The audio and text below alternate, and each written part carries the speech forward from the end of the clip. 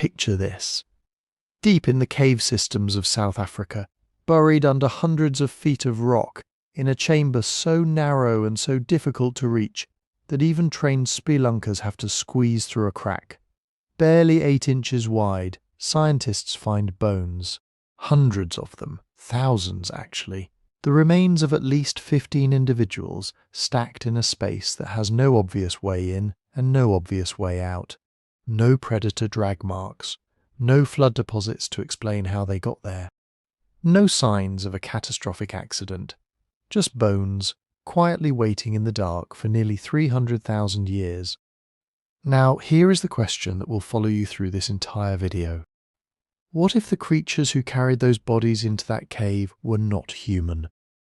Not in the way we define it, not big-brained, not language-using, not technologically sophisticated by any standard we would normally recognize. What if they had brains roughly the size of an orange, smaller than a chimpanzee, with heads and shoulders that looked almost ape-like, but hands and feet that looked startlingly like yours? What if a small-brained hominin, one that most scientists had never seriously considered capable of symbolic thought, was intentionally treating its dead like people do? That is not a hypothetical. That is the claim sitting at the centre of one of the most contested, most talked about, and most genuinely strange paleoanthropological debates of the last decade. And depending on who you ask, it either rewrites everything we thought we knew about the origins of ritual and cognition, or it is a dramatic overreach built on incomplete evidence and wishful thinking. Here is the tension that makes this story so hard to put down. When the headlines hit, and they hit hard, they said things like ancient human relative buried its dead. Social media ran with it. The narrative was clean and compelling. A primitive cousin of ours, shuffling through firelit darkness, lowering its dead into a sacred underground chamber. Beautiful, cinematic, probably a little too clean. Because what the actual evidence shows, and more importantly what it cannot show, is considerably messier. The bones are real, the cave is real. The difficulty of reaching that chamber is absolutely real. But whether what happened there constitutes burial, ritual, or something else entirely, something we may not even have a word for yet, that is where the science gets genuinely complicated, genuinely fascinating, and genuinely unresolved. We are going to go through all of it. The discovery and the team that made it, because that story alone reads like science fiction. The anatomy of the creature itself, Homo Naledi, which is a mosaic of features so contradictory that researchers initially could not agree on where to place it in the human family tree. The dating which, when it finally came through, genuinely shocked the field. The specific arguments for deliberate body disposal and why some of the most respected names in paleoanthropology pushed back hard. The fire evidence, the sediment evidence, the bone surface marks, and what each of them can and cannot tell us. And finally, if Naledi did do something intentional with its dead, what that would actually mean for how we think about cognition, culture, and what makes us human. By the way, if you're listening to this on Spotify, you already know the deal. No ads, no background music, just the story. If you're not, there is a link in the description to follow there. It is genuinely the best way to support this kind of work, and I would really appreciate it. Before we go any further, drop a comment right now and tell me where you are and what time it is. I check every single one. Last time there were people in Tokyo eating breakfast, people in Sao Paulo just getting off a night shift, people in Dublin who should absolutely have been asleep. It is one of my favourite things about making these. Somehow a 300,000-year-old mystery is keeping people awake from Berlin to Brisbane at the same moment, and that never gets old. All right, here is where we start. Not with the bones, not yet. We start with the cave, because until you understand just how impossible it is to reach that chamber, none of the rest of this makes sense.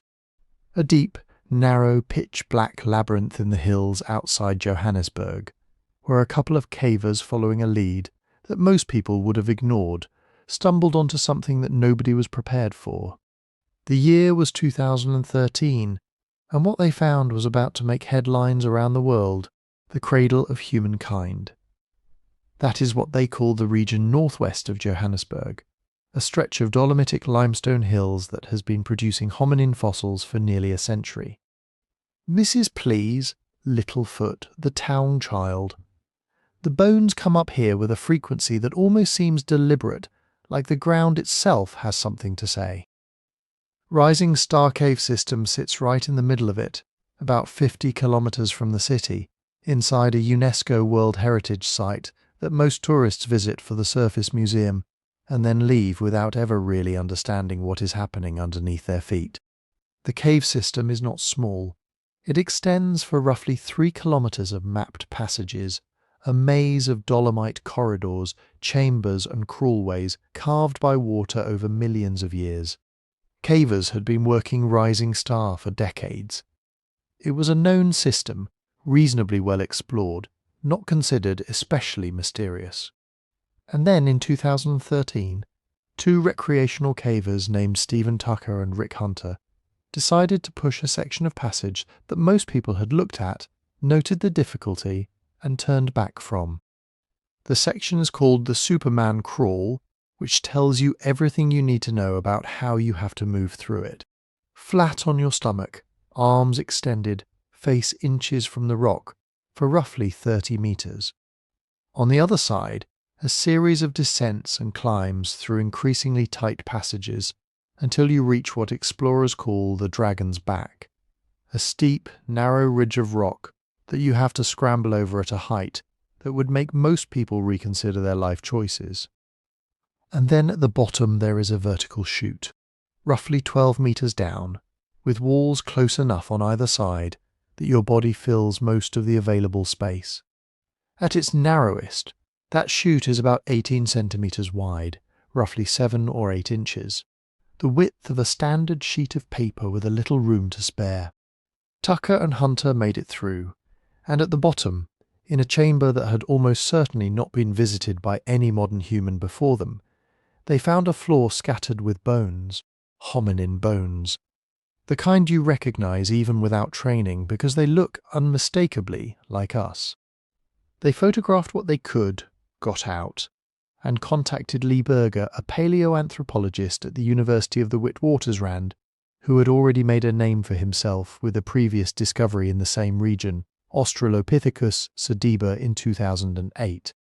Berger looked at the photographs and understood immediately that this was something significant. The anatomy was unfamiliar, the quantity was staggering, and the location created a logistical problem unlike anything the field had encountered before. Normal excavation teams cannot fit through that chute, not most of them anyway. Berger's response was to put out an open call for researchers with the right combination of skills, specifically paleoanthropologists and scientists with caving experience, and specifically with a body profile that could physically make it through the passage. The call went out in late 2013 and went genuinely viral, which was unusual for academic recruitment. Within days, hundreds of applications had come in from researchers around the world. Berger selected a team of 6, all women, all with the combination of scientific training and physical capability the job required. They were called the Underground Astronauts, and the name stuck, partly because it captured something real about the nature of what they were doing. They were working in an environment as isolated and hostile to human presence as anything short of actual orbit. The excavation that followed was unlike anything in the history of the discipline. The scientists worked in conditions that required hours of physical effort just to reach the site and hours more to get out, with no guarantee that any given day's transit would be smooth. Equipment had to be designed specifically for the chamber. Communication happened through a relay of people stationed at different points in the passage. A surface team monitored everything via cameras and provided real-time support. It was a logistical operation that had more in common with a deep-sea research mission than a traditional fossil dig. Now, here is what the cave context actually tells us, independent of the bones themselves. The chamber at the bottom of that chute, which the team named the Naledi chamber after the Sesotho word for stars, is not connected to any other part of the cave system by a route that is easy, accidental, or passable by most large animals. The dolomite geology means there are no ancient river channels that could have washed material into that space. There are no ceiling collapses that would have deposited bones from above. The sediment analysis showed no evidence of a debris flow. The chamber was, in all the ways that matter, a closed system. Things that ended up on that floor got there because something or someone brought them there through that chute, or through a passage that may have since closed. That distinction between passive deposition and active transport became the central question of the entire debate. But the cave's geology was already making passive explanations harder to sustain before anyone had a fully formed hypothesis.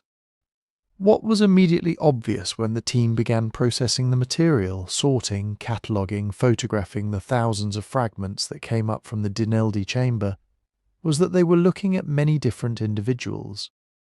Not a single body, not a family unit killed in one event, but a minimum count that kept rising as analysis continued. At least 15 individuals across the initial excavation. Different ages, different sexes, different stages of development. Infants, juveniles, adults, the aged. What was not immediately obvious was how they got there, why there were so many, or what the creature actually was. The anatomy was strange enough that initial classification took significant time and debate. Some features looked ancient, almost australopithecine. Others looked surprisingly modern. The combination did not fit cleanly anywhere in the existing family tree. The world found out about all of this in September 2015, when Berger and his colleagues published in the journal eLife, and held a press conference that was streamed internationally. The discovery had been kept under tight embargo, which only increased the momentum when the news finally broke. Within hours it was everywhere. The creature had a name, Homo Naledi. Naledi meaning star in Sesotho, a nod to the chamber that had held it in darkness, for reasons nobody yet understood. And that is exactly where the science stopped being straightforward. Because naming the creature was the easy part. What came next was a fight about what kind of mind could have been responsible for what that chamber contained. When the first skeletons were reconstructed well enough to get a full-body sense of this thing, one reaction kept coming up from researchers who knew the hominin record inside and out. It shouldn't look like this. Homo Naledi became an instant textbook example of something called mosaic evolution. That just means evolution doesn't remodel the whole body at once. It tinkers, it upgrades one system, leaves another mostly alone, and sometimes even keeps very old solutions running right next to brand new ones. You don't get a smooth gradient from primitive ape to modern human. You get bodies that look like they were assembled from parts with very different evolutionary ages. Naledi is that idea made flesh. Start with the single feature that caused most of the controversy, the brain. The endocranial volume of Homo Naledi is tiny by Homo standards. The estimates cluster around 465 to 610 cubic centimeters. That puts it closer to Australopithecus and even large-brained chimpanzees than to us. Modern humans average around 1,300 to 1,400 cubic centimeters. Neanderthals are in the same ballpark, or a bit higher. Even earlier members of our genus, like Homo erectus, generally have much larger brains than Naledi. So on brain size alone, if you'd seen just the skull cap lying on a table, you might have guessed you were looking at something 2 million years old, somewhere around Australopithecus or an early Homo transitional form. But then you look down the rest of the skeleton. The teeth and jaws, for instance, don't match some ultra-primitive ape man. Naledi's teeth are relatively small and simple compared to robust Australopithecines, and the jaw lacks the huge chewing adaptations you see in those earlier forms. The face is tucked in, not dramatically projecting forward like a chimp or a very early hominin. The skull overall has a mix of ancient and derived traits, but it doesn't scream bush ape There are hints of something more streamlined, more human-like, hiding behind that small brain case. And then you go farther down. The hands became one of the first anatomical shockers. Naledi's fingers are curved, strongly curved, in a way that looks right at home in a climbing branch, grasping primate. That curvature suggests the hand experienced regular loading in flexed positions, the kind of mechanical stress you'd get from climbing or scrambling in complex three-dimensional environments. Very Australopithecine vibes, but attached to those curved fingers is a wrist and palm that look alarmingly modern. The wrist bones are reconfigured in ways we associate with precision grip and forceful manipulation. The thumb is long and robust relative to the fingers, a key ingredient in the kind of power and precision grips you need for making and using tools. Some of the fine details of the hand actually look more derived, more advanced than what you see in earlier Homo like erectus. Imagine that for a moment. A hand that looks built both for climbing and for careful, forceful manipulation. A hand that could plausibly move around in trees, and also strike flakes off a stone core, or hold a tool with considerable control. Move down to the feet and the mosaic continues. Naledi had feet that, at a glance, could almost be mistaken for modern human feet. The overall structure, heel, arch, toe alignment, looks remarkably similar to ours.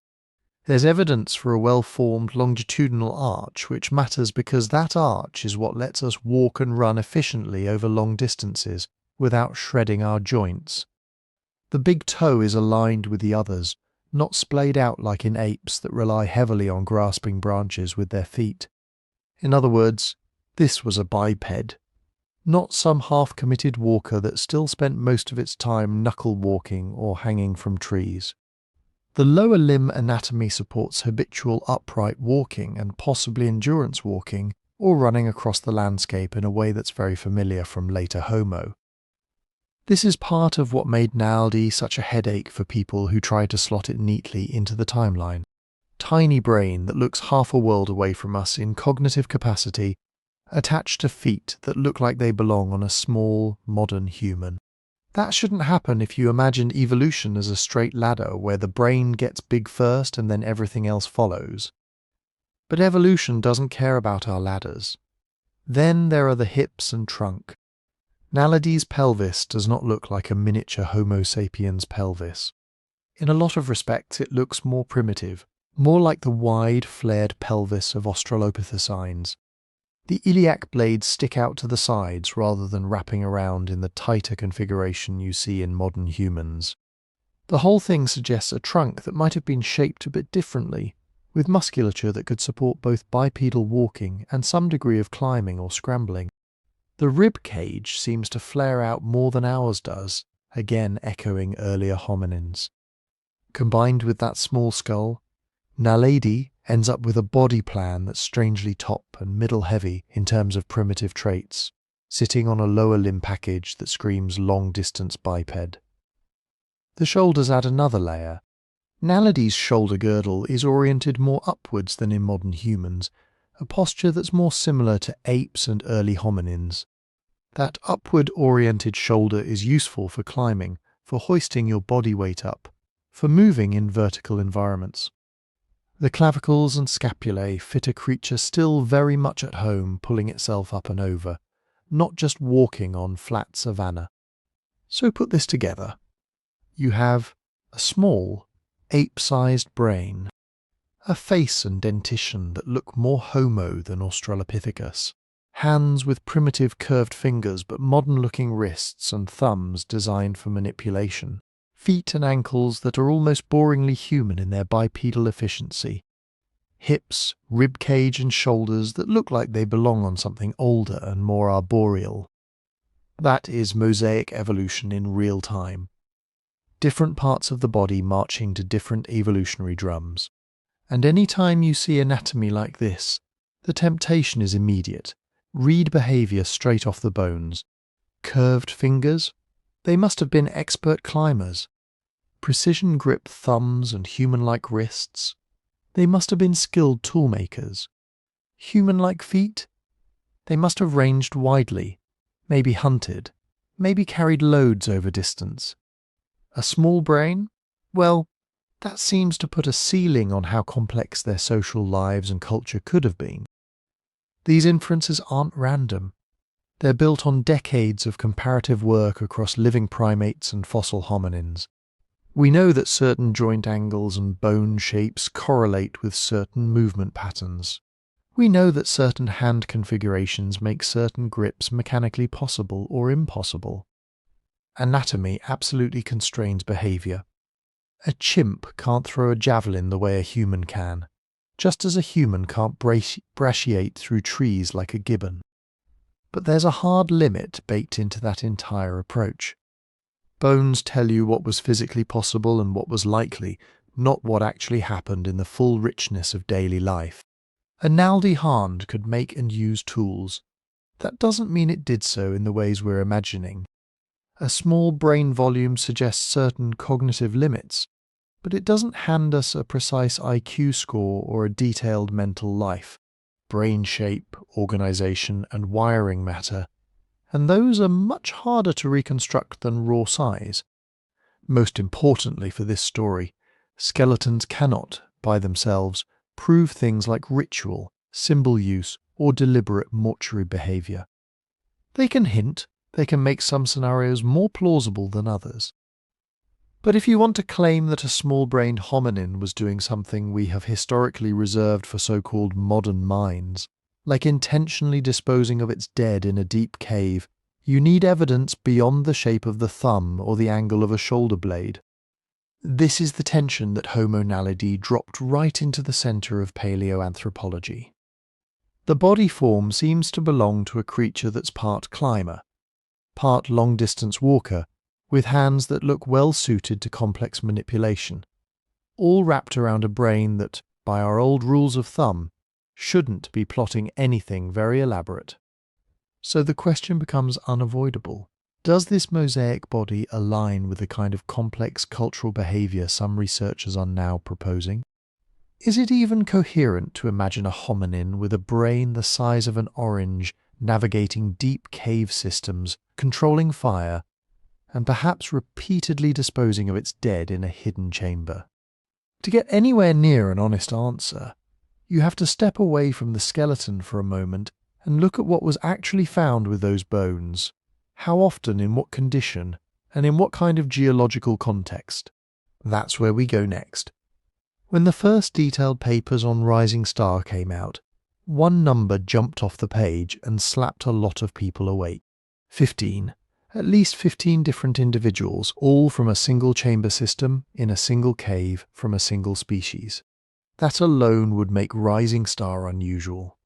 Most hominin sites give you fragments, a jaw here, a femur there, a handful of teeth, maybe a partial skeleton if you're very lucky, and prepared to sacrifice several goats to the taphonomic gods.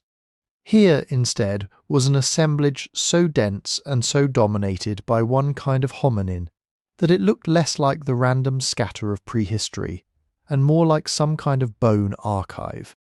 And that 15 was conservative. It came from the minimum number of individuals approach. You count the most repeated element on one side of the body.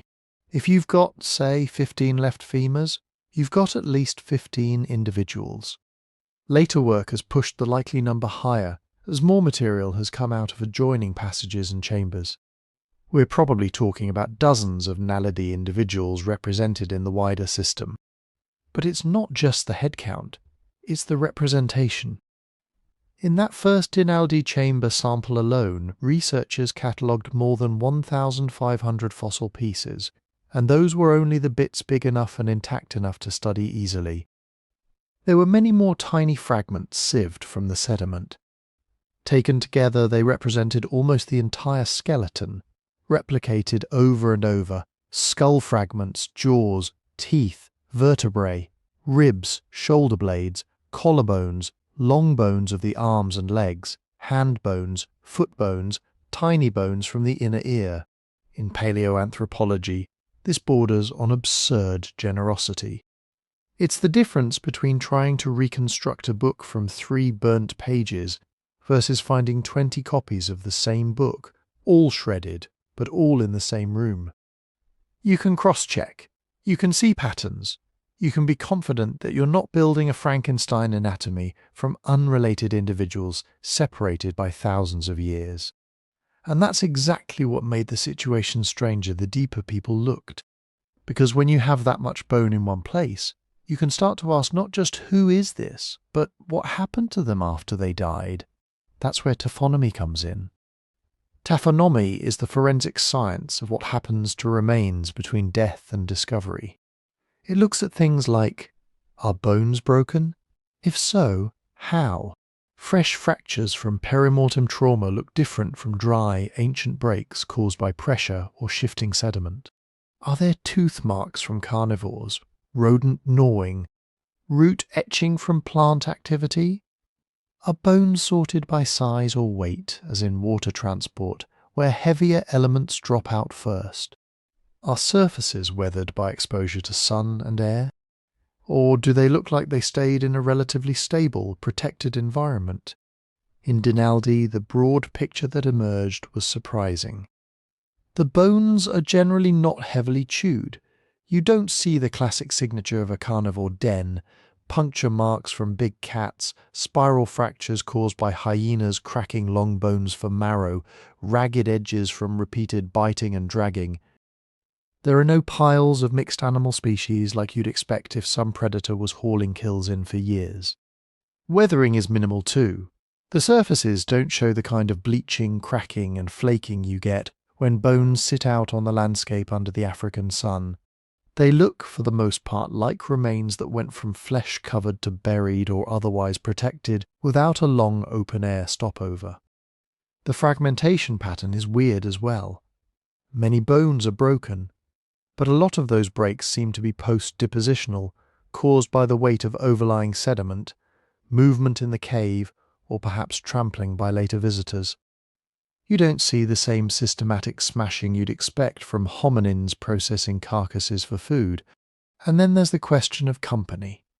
If Rising Star was just another cave that occasionally trapped animals, you'd expect a mix of species: baboons, antelope, rodents, maybe the odd carnivore, perhaps some birds or bats. Caves that act as pitfall traps or predator lairs tend to be zoological junk drawers. Whatever fell in, whatever was dragged in, whatever died there over centuries. In Dinaldi, that's not what you see. There are a few non-Naledi remains. Some small rodents, a bird bone or two, the odd fragment that clearly doesn't belong to a hominin.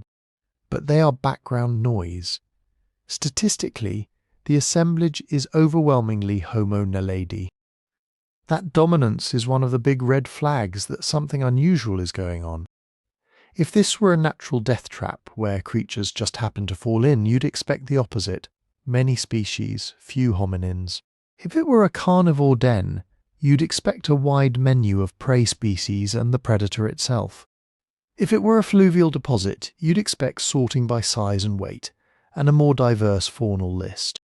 Instead, you have a deep, hard-to-reach chamber, filled mostly with one hominin species, with minimal evidence of carnivore modification, minimal weathering, and a lot of body parts from a lot of different individuals. But filled is doing a lot of work there, and it leads to the next question: how did this accumulation actually happen? There are two broad families of explanations. One is the single catastrophic event scenario. Imagine some horrible moment in Naledi history. A group explores the cave, gets trapped by a rockfall, runs out of light, and dies together in the dark. Or some toxic gas event sweeps through a low-lying chamber, killing everyone inside at once. That kind of scenario can, in theory, generate a lot of bodies in one place, all from roughly the same time. The other is the repeated events over time scenario. In this view, the chamber wasn't the site of one big tragedy, but many small ones. Individuals end up there on different occasions, one this year, another decades later, another centuries after that. Over thousands of years, the chamber slowly accumulates bodies. This is more like a cemetery or disposal area than a mass grave. Taphonomy can sometimes help separate those possibilities. If the bones all show the same degree of mineralization, the same color, the same pattern of microcracking, that might suggest a relatively narrow time window. If they look like they've experienced very different histories, some more weathered, some less stained, some broken long before others, then you're looking at a longer accumulation. In Naledi, the evidence so far seems to favour a prolonged story. Different ages at death are represented: infants, juveniles, adults, old individuals, various degrees of skeletal completeness and fragmentation. Layers of sediment with bones mixed in, not one clean layer of articulated skeletons, frozen in a single moment of disaster. That doesn't prove anything about intent. It doesn't automatically mean burials or ritual. Repeated natural accidents over long stretches of time could also build a layered assemblage. So could intermittent predation, if for some reason a carnivore specialized strangely in one species and left very little tooth damage. But add one more piece, and the mystery deepens. The Naledi chamber is not some wide-open cavern with a cliff edge you can accidentally stumble off. It's deep in the system, beyond multiple tight, twisting passages. Getting there as a modern caver is non-trivial, even with helmets, lights, maps, and safety protocols. Yet that is exactly where the bulk of these Naledi bones are. A deep chamber extremely challenging to reach, dominated by the remains of one hominin species, accumulated over time, with limited evidence for the usual natural agents of bone concentration like predators, floods, or surface exposure. That constellation of facts is what lit the fuse on the deliberate body disposal debate. Not the brain size, not the curved fingers or the human-like feet. The bones, their condition, their company, and their stubborn insistence on showing up, over and over, in a place that doesn't easily tolerate accidents. Before we argue about what Naledi could or could not have been thinking, we have to wrestle honestly with that pattern. What processes, natural or cultural, can move bodies into such a space, more than once, over extended periods? What kind of cave system are we really talking about? How isolated is this chamber from the surface and from other potential entrances? To get there, we have to pull back from the fossils themselves and look hard at the geological stage they were resting on, and at how we know when in deep time this strange accumulation actually took place. When Rising Star was first announced, there was one crucial piece of information missing. A date, we had anatomy, we had taphonomy, we had a cave map that made experienced cavers wince in sympathy. But nobody could yet say when these individuals had lived. And without a date, the mind does what it always does with mysterious hominins in caves. It punts them safely back into the deep past. A lot of early reactions basically went like this. Oh, okay, weird small-brained creature, mix of primitive and modern traits, probably some side branch from 1 million, maybe 2 million years ago, that found its way into a cave. Interesting, but not threatening to the main story. That assumption wasn't crazy. Naledi's skeleton looks in many ways like it belongs in an older chapter of human evolution. Tiny brain case, curved fingers, flared pelvis, a cocktail of traits that seemed, at first glance, more at home with early Homo or even late Australopiths than with the sleek, tall, big-brained humans of the last few 100,000 years. So people guessed. Some said around 2 million years. Others floated 1 million. A few hedged somewhere between 2 and 1 million years ago until proven otherwise. It was essentially anatomy-based dating. This looks primitive, therefore it must be old. The Rising Star team knew that wasn't good enough. If you're going to claim there might be deliberate body disposal or any kind of complex behaviour, you need a real place in time. You need to know what else was walking the earth when these individuals were alive. That's where things got messy. Dating cave deposits is notoriously hard. In open-air sites, you can sometimes tie your fossil layer to volcanic ash above or below it.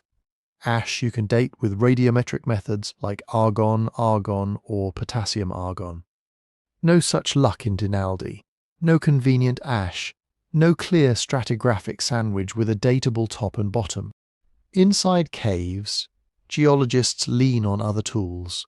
Uranium-thorium dating of flowstones and stalagmites. Optically stimulated luminescence, OSL, on the sediment grains that bury the fossils. Sometimes even paleomagnetism, if you have the right kind of deposits. Each method comes with caveats. In a system as complex and disturbed as Rising Star, the caveats multiply. The team ended up using a combination.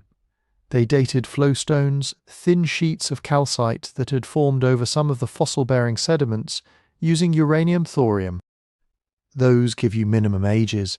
The flowstone can't be older than the bones it covers. They used OSL on the sediments themselves to estimate when quartz grains last saw sunlight before being trapped in darkness. They looked at the teeth with electron spin resonance, another technique that can provide age estimates but is sensitive to assumptions about radiation exposure through time. Then they cross-checked. Different labs, different subsamples, different approaches to modelling the data, and what came back was not one of those comfortably ancient numbers.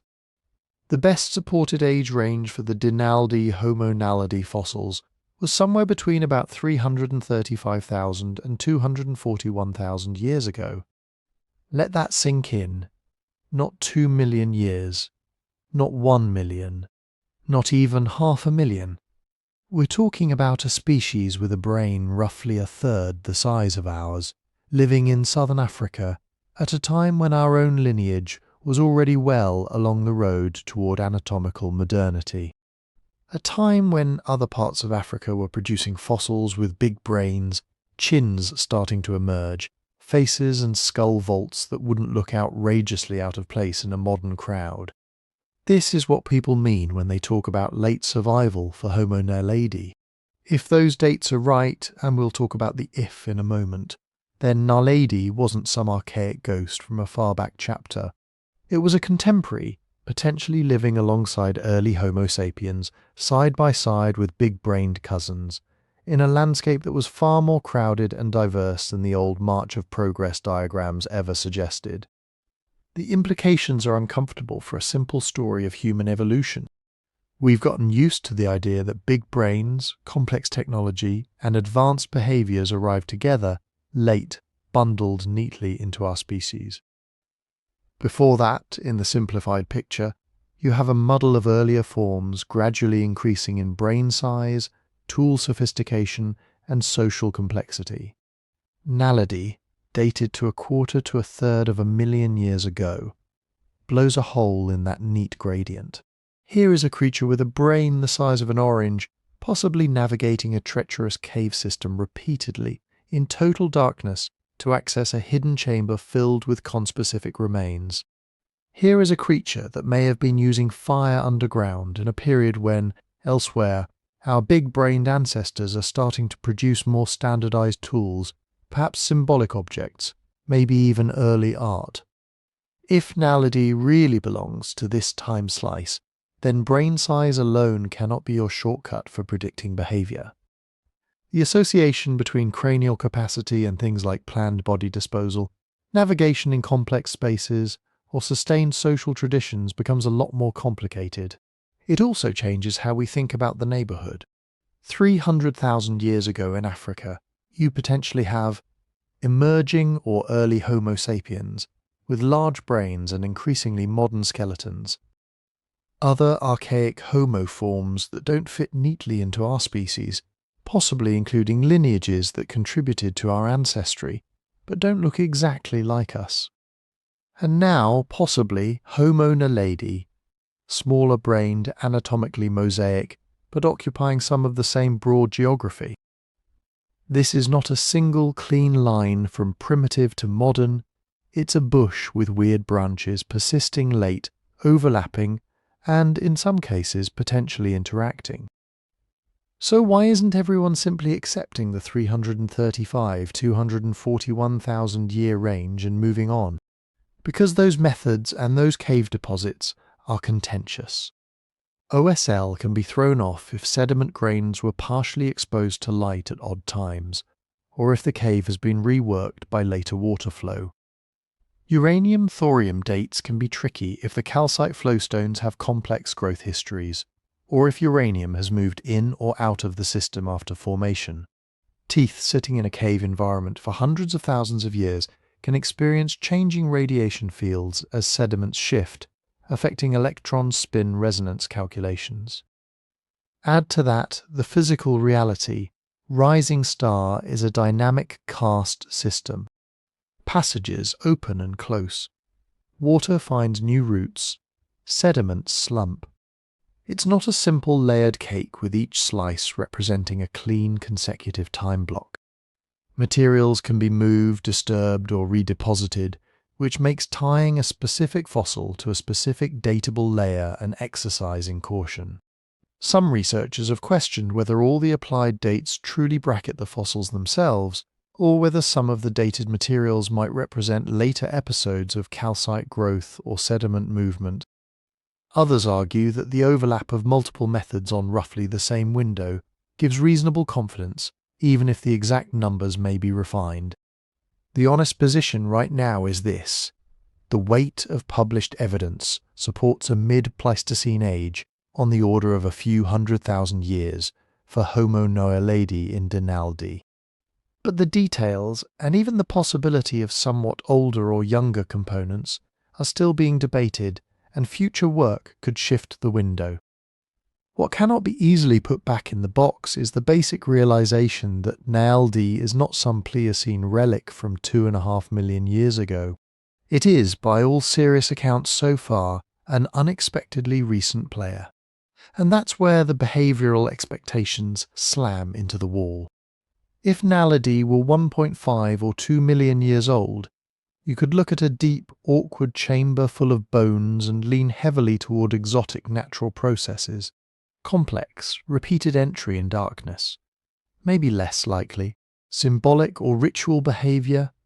Probably off the table under most mainstream models. You'd expect a small-brained, early Homo-grade creature to be limited to relatively simple foraging and shelter use, with anything like deliberate body disposal seen as wildly speculative. Shift that same pattern into the last 300,000 years, though, and the frame changes.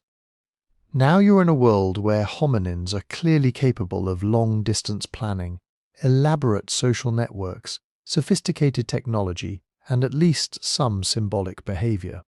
A world where Neanderthals in other regions may be burying their dead, where our own ancestors are on the verge of, or already engaging in, behaviors we'd recognize as culturally rich.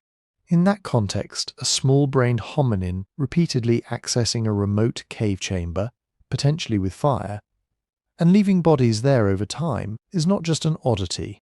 It's a direct challenge to the idea that complex mortuary behavior requires a large, modern human brain. And this is the pivot. If Naledi is recent, then whatever is happening in Naledi has to be evaluated against the behavioral ceiling of its neighbours. The question stops being, could any hominin do this 2 million years ago? And becomes, could this particular hominin, in a world already full of smart relatives, be doing something we've previously reserved for big-brained species? Before we can answer that, we have to confront another piece of the puzzle, the cave itself. Because all of these behavioral inferences rest on one key assumption, that getting into and out of that chamber was as difficult for Naledi as it is for us. The next step is to look hard at the geometry of Rising Star, the possible ancient entrances, and whether any natural trap scenario can really explain how all those bodies ended up in that dark, hidden space. To understand why people get so worked up about deliberate disposal at Rising Star, you have to walk the route in your head. Not the pretty 3D reconstruction, the physical reality. You start in a larger chamber system, then squeeze into a tight passage that drops steeply. There's a section called the Superman Crawl, because if you're a modern adult, you pretty much have to go in with one arm raised over your head like a comic book hero just to fit. Then there's a vertical-ish chute, roughly 12 meters deep, that narrows in places to something like 20 centimeters across. Not a nice straight shaft with a clear base. An awkward irregular tube where you have to feel your way, twist, commit your body weight without really seeing what your feet are landing on. Only after that do you reach the Naledi chamber, the fossil room. Now, cave systems can change over time. Passages can widen, ceilings collapse, entrances open or close. So we have to hold this map lightly. The geometry we see now may not be exactly the geometry Naledi dealt with. But even with every generous assumption, the route into Naledi is not, whoops, I took a wrong step and fell in. It's multiple consecutive obstacles. Narrow crawls, tight turns, vertical drop. Dark, disorienting, yes, but also structured. You have to keep going in the same basic direction, through a series of decisions where back out the way I came is always an option until you're pretty deep. This is why accident-only explanations have a hard time. For a one-off, maybe, for a whole population, over time it gets harder to picture. Still, let's give the accident models their best shot. First scenario, pure vertical trap. In this version, some earlier configuration of the cave has a more open entrance that leads more directly into the chute. Maybe a skylight or a wider mouth, now filled or collapsed. Animals or hominins wander in, get too close to the drop, and down they go. No way back up. They die on the chamber floor. What would we expect to see? We'd likely find evidence of impact trauma concentrated on particular bones, ankles, legs, pelvis, skulls, depending on how far they fell and what they hit. We might see bodies piling up more or less where they first landed, not distributed evenly across the chamber floor. We'd also probably expect a mix of species. If this is an open trap operating for a long time, anything moving across the landscape could fall in. Small antelope, larger mammals, carnivores, stray hominins, maybe even birds. What we actually see in Naledi is a very strong dominance of Homo Naledi, with only a smattering of other animal bones, and not obvious consistent high-energy fall damage on the Naledi skeletons. Bodies and body parts appear to have been in various states of articulation and disarticulation, with some anatomical connections preserved. That doesn't scream vertical death chute in the classic sense. Second scenario, disorientation and entrapment. Imagine Naledi groups using parts of Rising Star as a shelter or transient refuge. One individual or a small party explores deeper than usual. They follow a passage, squeeze through a tight section, descend a bit farther, and suddenly they can't figure out the route back. Maybe their light source fails if they had one. Maybe they didn't have reliable light at all. They wander, get trapped in a cul-de-sac like Naledi, and eventually die. Could this happen once? Absolutely. Could it happen multiple times over thousands of years? Maybe. If that were the case, we might expect to find some evidence of short-term utilization of other parts of the system, hearths, tool discard, food remains in more accessible chambers. A pattern where the deeper chamber holds the dead, and more open spaces show signs of the living. We might also anticipate a spread of ages and sexes that reflects random sampling of whoever got unlucky, not just children falling in, not just elderly, but a cross-section. To be fair, Naledi does have a range of ages represented, so that part isn't immediately contradictory. What complicates the repeated disorientation idea is the sheer difficulty of the route. If navigating in and out is hard, then the more times you survive that journey, the better your mental map of the cave becomes. You'd expect the first few generations to be at higher risk. Over time, those who learn to avoid the lethal cul-de-sacs pass that knowledge on. In a small, socially connected species, repeated identical fatal mistakes in the same hidden room start to look less like bad luck and more like some kind of pattern. Third scenario, flooding and transport. Caves can act as drains for surface water. Heavy rains can flush sediments, bones and carcasses through passages, depositing them in low points. Maybe Naledi individuals died outside or higher in the system, and periodic floods wash their remains down into Naledi. If that's true, we'd expect to see signs of water sorting, bones oriented in consistent directions, size-based segregation where lighter elements travel farther than heavy ones, abrasion on bone surfaces from being tumbled along. We'd likely see more mixed, jumbled sediments with clear markers of high energy flow, coarse gravels, scoured surfaces, stacked debris layers. Studies of the Naledi sediments have so far suggested relatively low energy deposition. The bones do not look like they've been repeatedly rolled and smashed by violent floods. Many are fragile and still in situ. The chamber also sits in a part of the system that doesn't obviously line up with a simple water in, water out path that could be flushing large carcasses regularly. That doesn't mean water played no role. Moisture and minor flows certainly affected the sediments, but a classic flood chute explanation doesn't fit neatly with the current taphonomic picture. So where does that leave the accident family of models? They get one clear point in their favour. Accidents do happen. Caves are dangerous. Humans and other animals die in them all the time. Finding one or two individuals in a tricky chamber could easily be chalked up to misadventure, especially if the route was slightly different in the past. The problem is scaling that up to a whole assemblage. To get dozens of individuals from infants to older adults, you either need a trap that was operating frequently and indiscriminately, pulling in whatever wandered by, or a social behaviour that repeatedly brought members of the same species into the same hazardous space. If it's the first, we should see more taxonomic variety and more classic trap signatures. If it's the second, we're already talking about something more than random accident.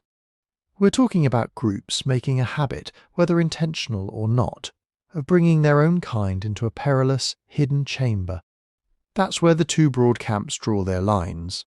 Supporters of accidental models would be looking for clear evidence of a former, more accessible entrance funneling movement toward Naledi, convincing impact or transport damage patterns on the bones, stronger signs of water-driven accumulation, or, alternatively, indications that the assemblage actually represents a much smaller number of events than currently inferred. Those leaning toward deliberate deposition emphasize the dominance of a single hominin species, the lack of obvious large predators or heavy scavenging marks, the low-energy, relatively undisturbed sedimentary context, the difficulty of explaining repeated entries by chance alone. Notice that both sides are, in their own way, trying to answer the same central question: how do bodies end up there repeatedly?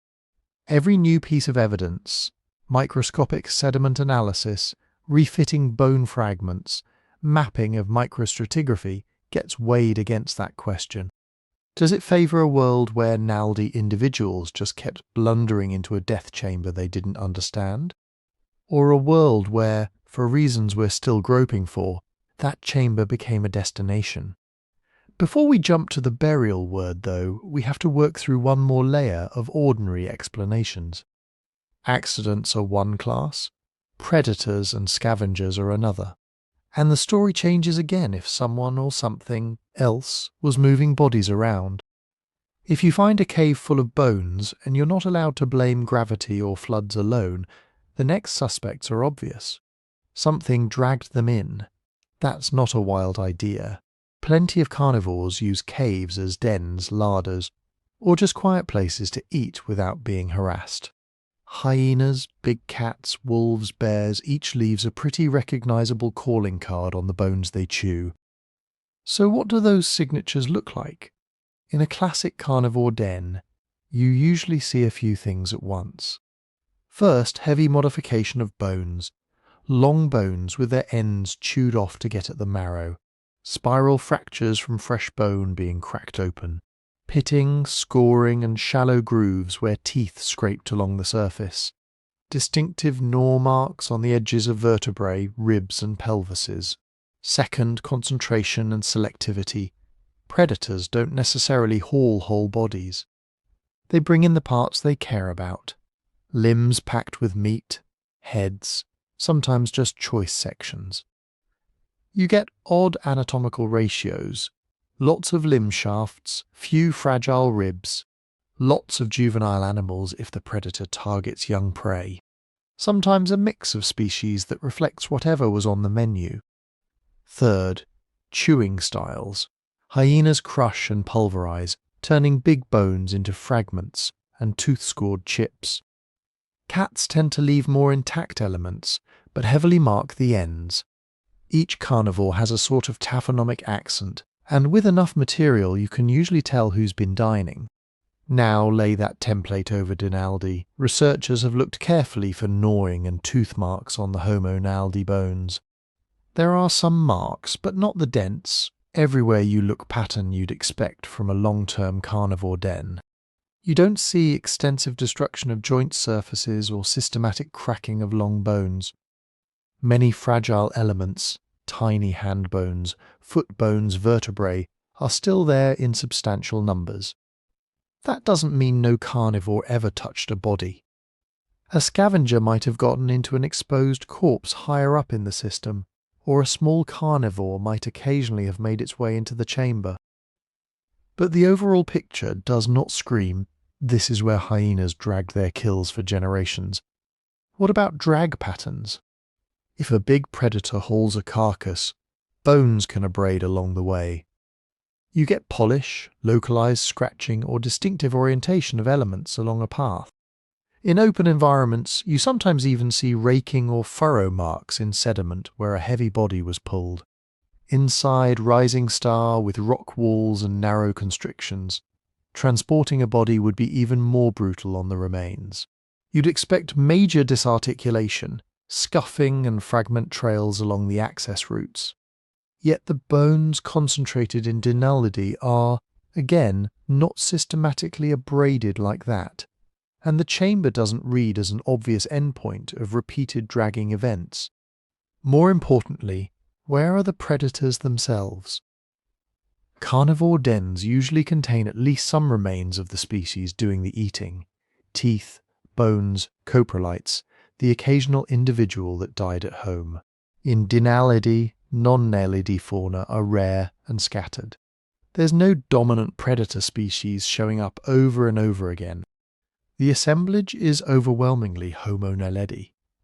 So while something dragged them in is a natural starting intuition, the detailed taphonomy makes the carnivore den model an awkward fit. Maybe the transport wasn't teeth. Maybe it was water plus scavengers. We already walked through the big flood scenario. But what about lower energy movement? Bodies dying elsewhere in the cave, partially eaten or decomposed, then gradually shifted downslope or nudged by smaller trickles of water into a deeper pocket over time. Here, sedimentology becomes your detective toolkit. Water that moves bones, even gently, tends to sort things. Light. Small elements get carried farther, heavier parts lag behind. Bones may be oriented in preferred directions lining up with flow. Surfaces can show abrasion from rolling against sand and gravel. You might find fining upward sequences in the sediments, coarser material at the base of a layer, finer on top as pulses of water lose energy. The published work on Naledi sediments consistently describes a low-energy environment. The matrix is dominated by fine clays and silts, with little evidence of strong, bone-moving currents. Many bones lie where they seem to have come to rest with minimal subsequent shuffling. They aren't sorted by size in a way that screams hydraulic winnowing. There are minor water features, localized deposits, signs that moisture has percolated, evidence that over long timescales, small flows brought in sediment. But that's different from a system where carcasses are being regularly floated in from upstream. If bodies or body parts were being nudged into Naledi by slow, creeping processes, we'd still expect more disarticulation upstream, more fragments trapped in intermediate pockets, more of a gradient leading toward the chamber. Mapping of the broader system hasn't turned up a clear conveyor belt like that so far. Could we be missing past pathways? Sure. Cave systems are complex. Passages can fill, unblock, or change character. The Rising Star team themselves acknowledge that we don't have a perfect cross-section of its entire history. But within the observable, sampled sediments around the fossils, the signs point to relative stillness, not a gentle underground river rearranging skeletons. Then there's gravity without water. Even in dry caves, things slump, slide and fall. Silings crack and drop blocks, sloping floors carry loose material downward grain by grain. Over centuries that can shift bones dramatically, even without a single dramatic event. Gravity-driven processes leave their own kind of pattern. You get talus cones of angular rock fragments at the base of slopes. You see classed fabrics, where elongated stones line up with the direction of slow movement. Bones tend to accumulate in depressions or behind obstacles, with orientations reflecting downhill bias. The Naledi bones do show some influence of gravity. This isn't a perfectly frozen death tableau. But again, the movement seems local and limited. You don't see everything plastered against one downslope wall in a chaotic pile. You see dispersed remains, some partial anatomical associations, interbedded with fine sediments rather than locked in landslide debris. If a major ceiling collapse had dumped bodies into the chamber from some higher cavity, you'd expect broken bones jumbled with big rock fragments, a clear event layer of angular rubble. That kind of dramatic one-off gravity catastrophe doesn't obviously show up in the stratigraphy. Put all this together and compare the usual suspects, carnivore dens, flood transport, gravity collapse, against what's claimed for Rising Star. The classic models predict heavy carnivore modification and a mixed species assemblage if a predator den. Strong size sorting, abrasion, and consistent flow directions if water was the main mover.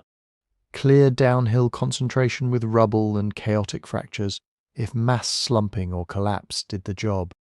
The Naledi record as currently described offers light to modest evidence of scavenging, but not a carnivore-dominated taphonomic signature. Low-energy sediments, fragile bones surviving in place, limited water sorting. Some gravitational influence, but no single dramatic collapse horizon that explains everything in one go. This mismatch is exactly why Rising Star refuses to settle quietly into any standard box. If the Naledi bones looked like classic hyena leftovers, the story would be easy.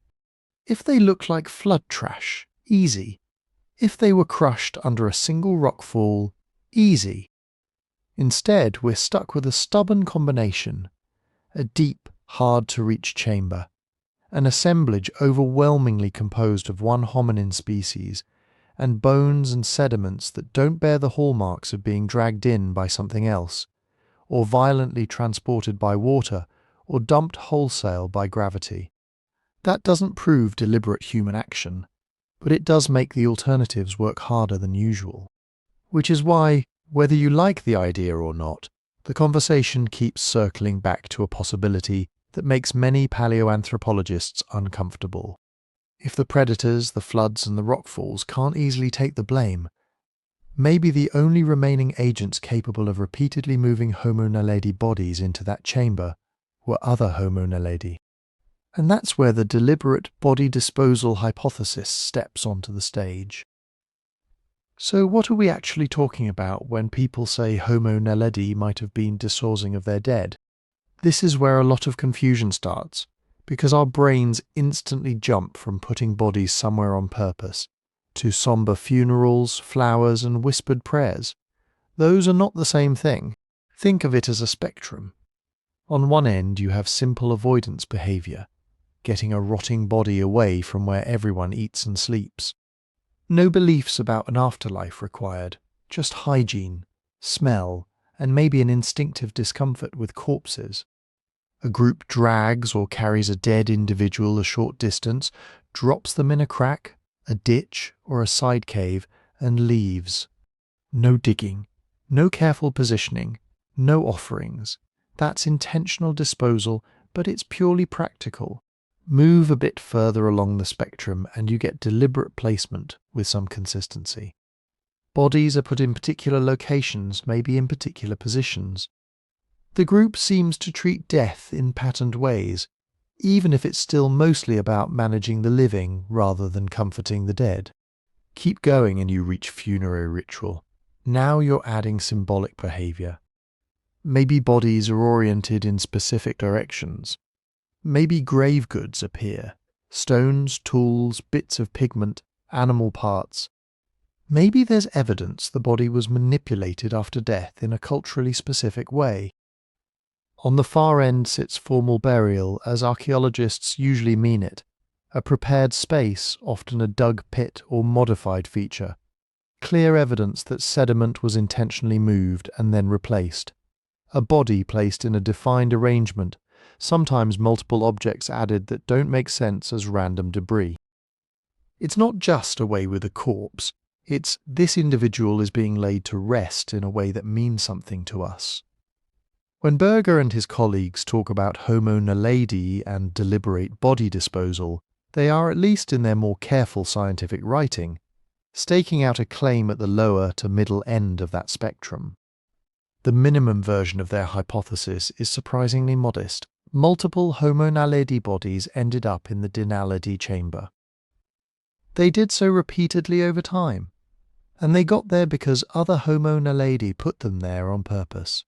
Not buried with flowers and songs, not priests chanting at the mouth of the cave, just conspecifics moving corpses over and over into a deep, hard-to-reach chamber for reasons we can't fully reconstruct. Why propose that at all? Because when you strip away carnivores, major floods, and catastrophic collapses as the primary drivers, you're left with a stubborn pattern that needs explaining, a remote chamber difficult to access, an assemblage dominated by one hominin species, low-energy sediments, fragile bones preserved. No clear evidence of bones being swept in en masse from somewhere else. If Naledi individuals were living up near the surface and occasionally falling in by accident, you'd expect a different geography of remains. Bodies clustered near vertical drops, clear conduits, more mixed species, more trauma consistent with big falls. If they were dying elsewhere in the cave system and gently sliding in, you'd expect intermediate accumulations and a trail of disarticulated parts. Instead, Homo Naledi shows up overwhelmingly in this one tight, dark pocket. You can see why some researchers looked at that and said, fine, if nature isn't doing the moving, maybe culture is, but even within that cultural bucket, you have to be precise. The minimum claim isn't that Homo Naledi had religion. It isn't that they feared ghosts or contemplated souls.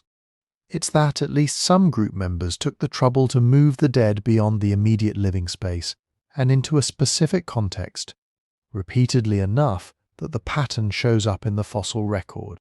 That alone would be a big deal given their brain size. So what kind of evidence would we expect if bodies really were carried in by other Naledi? Start with patterning. If corpses are being transported and placed, you might see clusters of individuals that share similar orientations or positions relative to the cave features. You might see repeated use of particular microspots, corners, low hollows, edges of the chamber as deposition points. You'd also pay attention to anatomical associations. Transport is messy, especially through tight squeezes. A body may start out intact, but by the time it reaches the destination, joints are loosening, flesh is degrading, and parts can detach. If Naledi were carrying freshly dead bodies, you might find partial articulation of skeletons, vertebrae still in sequence, hand or foot bones clustered as a unit, segments of limbs that look like they were still wrapped in soft tissue when they came to rest. You wouldn't necessarily see perfect museum-quality skeletons, but you'd see more local coherence than you'd expect from bones randomly washed in from far away. Next, you'd look for negative evidence. If the bodies came in under their own power, walking, falling, crawling, you'd expect certain injuries or positional clues. Repeated head-first falls tend to leave consistent trauma. Trying to escape a dangerous shaft leaves certain scatter patterns.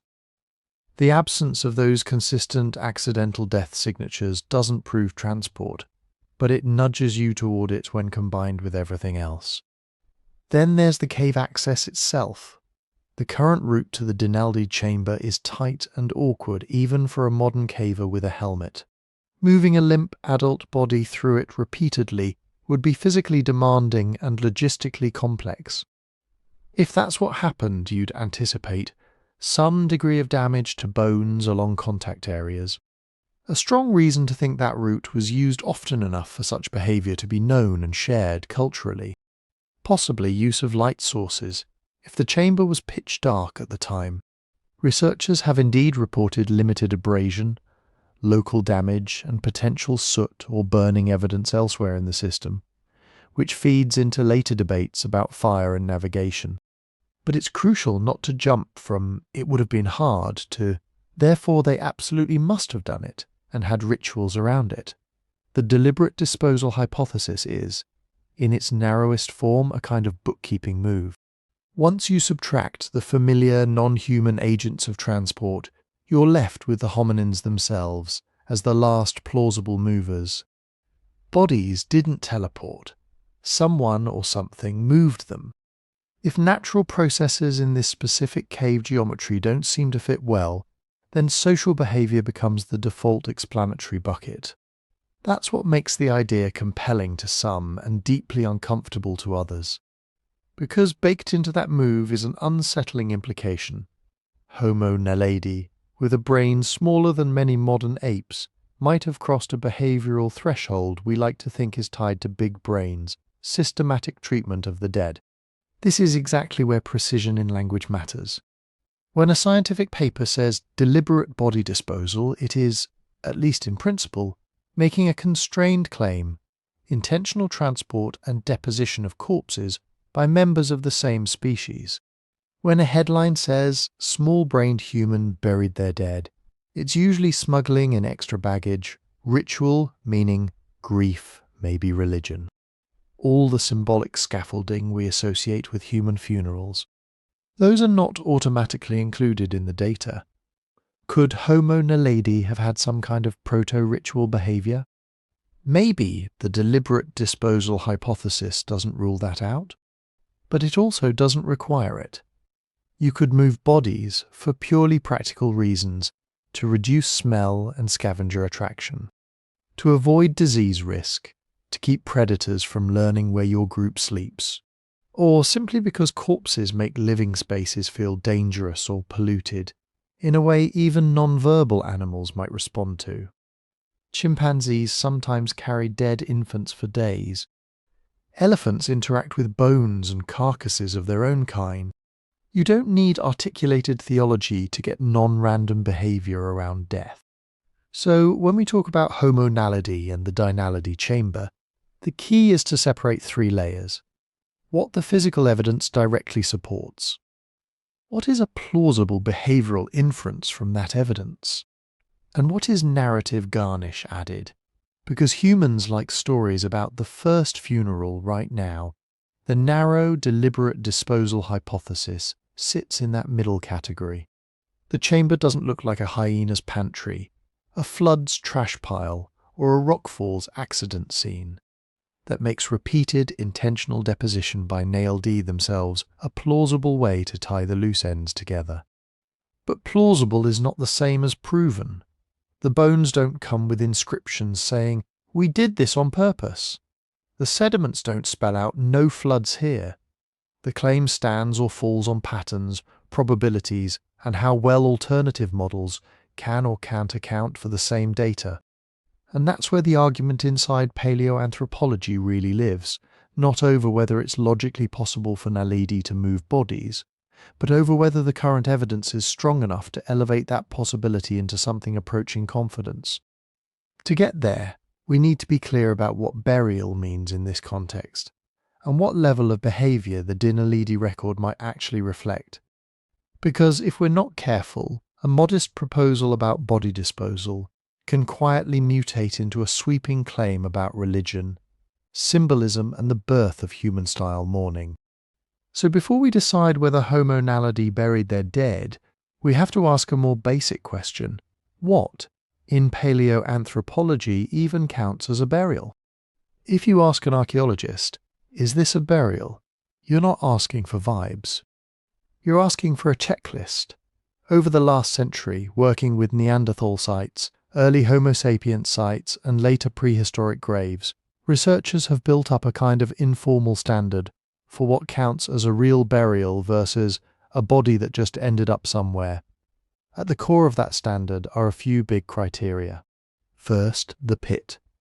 For something to be called a burial in the strict sense, you're usually looking for a cut feature in the ground, a hole that did not exist naturally, that somebody dug, that then got filled back in. In open-air sites, this is often pretty clear. You strip off a layer of sediment, and you suddenly see an oval or rectangular shape, with different colour, texture, or compaction than the surrounding soil. The outline has sharpish edges, sometimes undercut walls.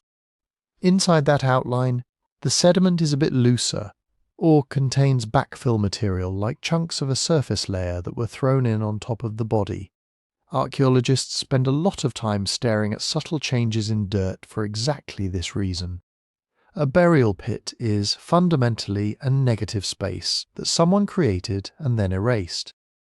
Second, the body position. In known hominin burials, the corpse is almost never just sprawled randomly. You see consistent, constrained positions, flexed on the side, extended on the back, limbs brought in close. The skeleton fits the size and shape of the pit, as if the grave was made to accommodate a particular body form. The orientation can show patterning too. Heads toward a certain direction, faces turned a particular way, similar postures repeated across individuals at the same site. That is really hard to get from random collapse or post-mortem movement alone. Third, the infill. If someone dug a pit, put a body in, and then shoveled sediment back on top, the stuff above the bones should look different from the original ground around the grave. You might see layers of backfill that reverse the original stratigraphy. Mixed material, stones, clasts, or artifacts that belong higher up, moved downward into the grave. A smoother, more homogeneous sediment mass over the body, rather than complex laminations you'd expect from slow, natural deposition. Sometimes you even get a void over the torso or head, where flesh used to be, now partially collapsed, with sediment slumping in from the sides.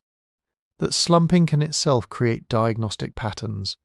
And finally, the extras, grave goods, intentionally placed stones, pigments, cut marks, or body treatments that suggest preparation before deposition, disturbed edges where someone may have knelt or leaned while placing the corpse. You don't need all of these to support a burial diagnosis, but the more of them you have and the more they cohere into a single story, the stronger the case. Now take that checklist and walk into a cave. Everything gets messier. Caves are dynamic systems. Sediment comes in from above through cracks and fissures. Water seeps, drips, and occasionally pours. Roof spalls fall, break, and get incorporated into the floor. People and animals trample, lie down, and dig shallow scrapes. All of that can create features that look at first glance a lot like small pits or special depressions. A rock fall can create a hollow where a body later comes to rest, producing a kind of ready-made grave shape. Soft sediment can sag into voids below, making a subsident structure that looks like a filled cut when you only see the top. Burrowing animals can create tunnels and chambers that later collapse and fill, producing weird lumps and boundaries in the sediment. And when flooding is low energy, slow, gentle, not a raging torrent, it can move fine sediment in and around a skeleton in a way that looks deceptively tidy. Bones end up supported by gradual infill, joints relax in place, and you get a laid-out look, even if nobody ever dug a thing. So even before we get to Homo Naledi, there's a core tension. The criteria we like to use for identifying burials were mostly built on open-air and rock shelter sites where pits cut into flat ground are visible. Transplant those expectations directly into a cramped, active cave environment, and you're asking for trouble. This is where the interpretive traps start to show up. One trap is circular reasoning. If you go into a site already convinced a group must have been burying their dead, you'll be tempted to treat any depression or disturbed patch of sediment under a skeleton as a deliberate grave. You see a slight basin in the floor where a body lies, and you think, "Ah, a burial pit." Then, because you've labelled it a burial, you turn around and use the presence of that burial as evidence of symbolic behaviour. Your conclusion becomes your premise. The opposite trap is just as bad. If you assume from the outset that a particular hominin couldn't possibly be engaging in burial because their brain is too small, or because you don't like the implications, you'll dismiss every odd sediment feature as natural variation and every coherent body position as coincidence. In both cases, you're reading your expectations into ambiguous evidence. And ambiguity is the rule, not the exception, in cave sediments. Boundaries between units may be gradational rather than sharp.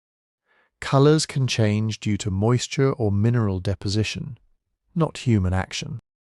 Small pits can be real, but formed by soft sediment sagging around a decaying body, not by deliberate digging beforehand. So how do paleoanthropologists try to avoid these traps, at least in principle? They lean on three things: comparative cases, internal consistency, and burden of proof. Comparative cases means asking, how does this assemblage stack up against classic, widely accepted burials? Think of sites like Shanidar for Neanderthals or Kafse and School for early Homo sapiens. These places don't have a single fragile hint. They have multiple lines of evidence converging, clear-cut features, repeated body positions, consistent orientations, sometimes grave goods or pigment, sometimes multiple individuals in related configurations. If your new site has equally strong signatures, it's easier to argue you're looking at the same basic behaviour. If it's weaker or different, you have to be more cautious with your labels. Internal consistency is about patterning within the site itself. Do multiple bodies share similar contexts? Same kind of hollow, same sort of sediment over them, same portion of the chamber being used again and again? Or is every individual sitting in a one-off situation that could be explained by local quirks in the cave floor? A single interesting depression might be anything.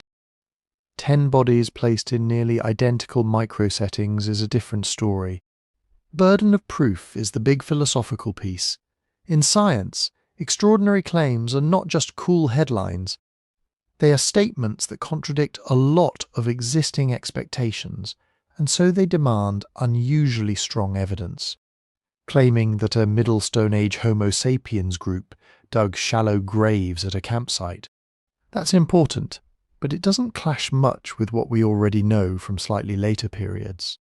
Claiming that a small-brained, morphologically primitive hominin deep in a cave 200–300,000 years ago was practicing behaviour analogous to intentional burial, that pushes against several working assumptions at once, about brain size and symbolic thought, about the timing of mortuary practices, about the uniqueness of modern humans. That doesn't make it wrong, it means the bar for evidence goes up. You're expected to show not just that natural processes are imperfect explanations, but that the specific signature you're seeing matches, closely and repeatedly, the patterns we see in clear-cut burials elsewhere. So where does Homo Naledi land on this spectrum right now? Firmly in the grey zone. The Naledi chamber does not present textbook open-air graves with crisp pit outlines and obvious backfill. Nobody is claiming that. What Berger's team has argued, especially in their more recent papers on supposed grave cuts and possible burial pits, is that there are localized depressions, basin-like features and sediment contacts under some individuals that they interpret as deliberate modifications of the cave floor. Critics counter that these features could easily arise from natural processes in a cave environment: subsidence, soft sediment deformation as bodies decay, minor water movement, or even the way sediment slumps around existing irregularities in the bedrock. Supporters say, but look, the bodies keep ending up in this chamber, and some are in what look like coherent positions. Detractors say coherence and clustering can also come from low-energy deposition and decay in place. Nobody disputes that the Naledi remains are concentrated, and that the chamber is unusual. The fight is over how far up the burial spectrum you can legitimately push the interpretation. At the conservative end, you could say, repeated deposition of bodies in a specific remote cave chamber, no clear signs of digging, no unambiguous grave goods, so call it intentional body disposal, not burial. At the ambitious end, you could say, some individuals may have been placed in prepared depressions, covered, and left, nudging the behaviour closer to what we'd label early burial. Right now, the broader field is not lining up behind the strongest burial language. Many researchers are comfortable entertaining deliberate disposal as a working hypothesis. Far fewer are willing to declare, on the available sediment evidence, that Homo Naledi was definitely digging graves. And that's the controversial middle ground this whole debate sits on.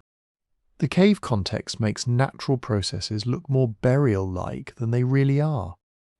Our hunger for a dramatic story makes us lean towards symbolic interpretations. The need for rigour tells us to lean back. In that tug-of-war, Homo Naledi becomes a test case for how we weigh evidence, how we define burial, and how ready we are to redraw the timeline of complex mortuary behaviour. To move forward, we have to ask one more question about this shadowy chamber. Even if Naledi weren't digging pits, how are they getting those bodies in there at all? That pulls us into the next layer of the puzzle: light, navigation, and the possibility that fire itself was part of the story. If you've ever been in a tourist cave when they switch the lights off, you already know the core issue. Human eyes do not adjust to absolute darkness. There is no wait 10 minutes and it gets better. Once you're far enough from the entrance that sunlight can't bounce its way in, you're done. You can wave your hand in front of your face and never see it. You can step off a ledge you didn't know was there. That's the world of the Naledi chamber. The route described by the Rising Star team is not a gentle stroll underground. It's a sequence of tight squeezes, vertical drops and angled crawls. At certain points, you're moving through spaces where even a modern caver with a helmet and headlamp has to plan every shift of their shoulders. Now imagine doing that without light. No faint glow from outside. No moonlight. No accumulated night vision. Nothing. This is why the debate about fire isn't a side issue. It's central. If Homo Naledi were repeatedly taking bodies deep into that system, they weren't just dealing with a hard climb. They were dealing with sensory deprivation. In the absence of light, you lose not only sight, but also most of your spatial cues. You can't see how far the ceiling is. You can't judge distances. You can't track other people's positions. So one question sits at the centre of the controversy. Did they have to be using artificial light to do this? And if so, do we have any trace of it? When archaeologists talk about fire in caves, they aren't looking for Instagram-worthy hearths. Most of the time, what survives is subtle. You get soot. Microscopic or visible black films on stalactites, cave walls or ceilings, often forming streaks, patches or thin crusts. Charcoal, tiny fragments of burned wood, sometimes in clusters or lenses within the sediment. Heat alteration, areas where rock has changed colour or texture from repeated heating and cooling, reddening, cracking pot lid fragments that spooled off under thermal stress. If a group was regularly burning torches, maintaining small fires, or using simple lamps, some combination of these signatures can accumulate. In European caves used by Neanderthals and later Homo sapiens, we see exactly that. Stalactites with multiple layers of soot, higher up than any natural fire could reach. Ceilings blackened in corridors that have no natural light at all. Charcoal lenses in floor deposits that match known firewood species. Heated stone surfaces in predictable locations, near walls, at junctions, at living areas. These aren't one-off flickers. They're long-term patterns of illumination and habitation. At Rising Star, Berger's team has reported several forms of potential fire evidence, both in the Naledi chamber and elsewhere in the cave system. They've described soot residues on some surfaces. They've noted charcoal pieces in sediments, and what they interpret as localized burning areas, spots where sediment and rock appear discolored or thermally altered, sometimes in possible hearth-like arrangements. On that basis, they argue that Naledi were not only entering deep, dark spaces, but managing fire inside them, carrying flame, using it to see, maybe even tending small fires during cave visits. Critics are cautious. Some of the soot and blackening could be from modern activity, explorers, film crews, even unconsciously brushing surfaces with sooty gear. Charcoal fragments can move through cave systems via water or animal disturbance. A little thermal alteration can come from rare natural fires near cave mouths that send smoke and heat inward. To be convincing fire evidence in a deep chamber needs context. You want blackened ceilings in places that humans would naturally carry torches. You want charcoal fragments that date to the same time frame as the Naledi bones, not recent decades. You want heat-altered rock features that don't sit right next to obvious modern impacts or access points. Some of this work is ongoing. Detailed micromorphology, thin sections of sediment under the microscope, can distinguish in situ burning from charcoal washed in later. Chemical and mineral changes can signal repeated heating. Careful stratigraphy can show whether charcoal layers line up with the Naledi horizons or lie above them. Right now, the situation is again in that grey zone. There are intriguing indications of fire use in the system. There are plausible arguments that artificial light would have been necessary to navigate to the Naledi chamber. But the direct, unambiguous, this cannot be anything else signature of Naledi made fire inside that specific chamber is still under debate. And even if we assume they had some sort of light, fire is not the only theoretical option. People sometimes ask, could they have used bioluminescent fungi? Glowing insects, phosphorescent minerals? Could the cave have had some faint natural light source we're not accounting for? Bioluminescence is real. There are fungi, beetles, worms, and other organisms that emit a dim glow. But it's extremely faint.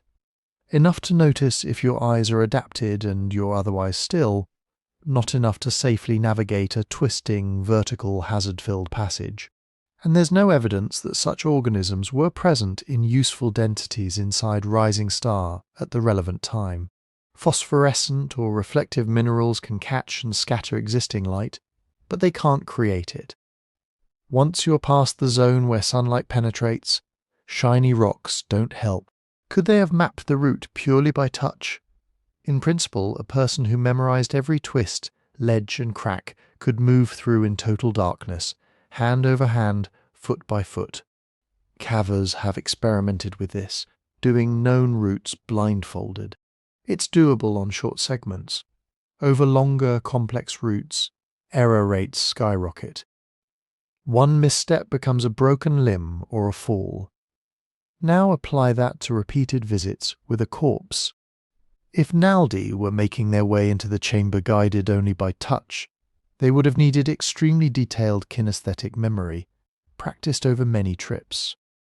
They would also have needed redundancy, multiple individuals who knew the path, so the practice didn't vanish if one specialist died.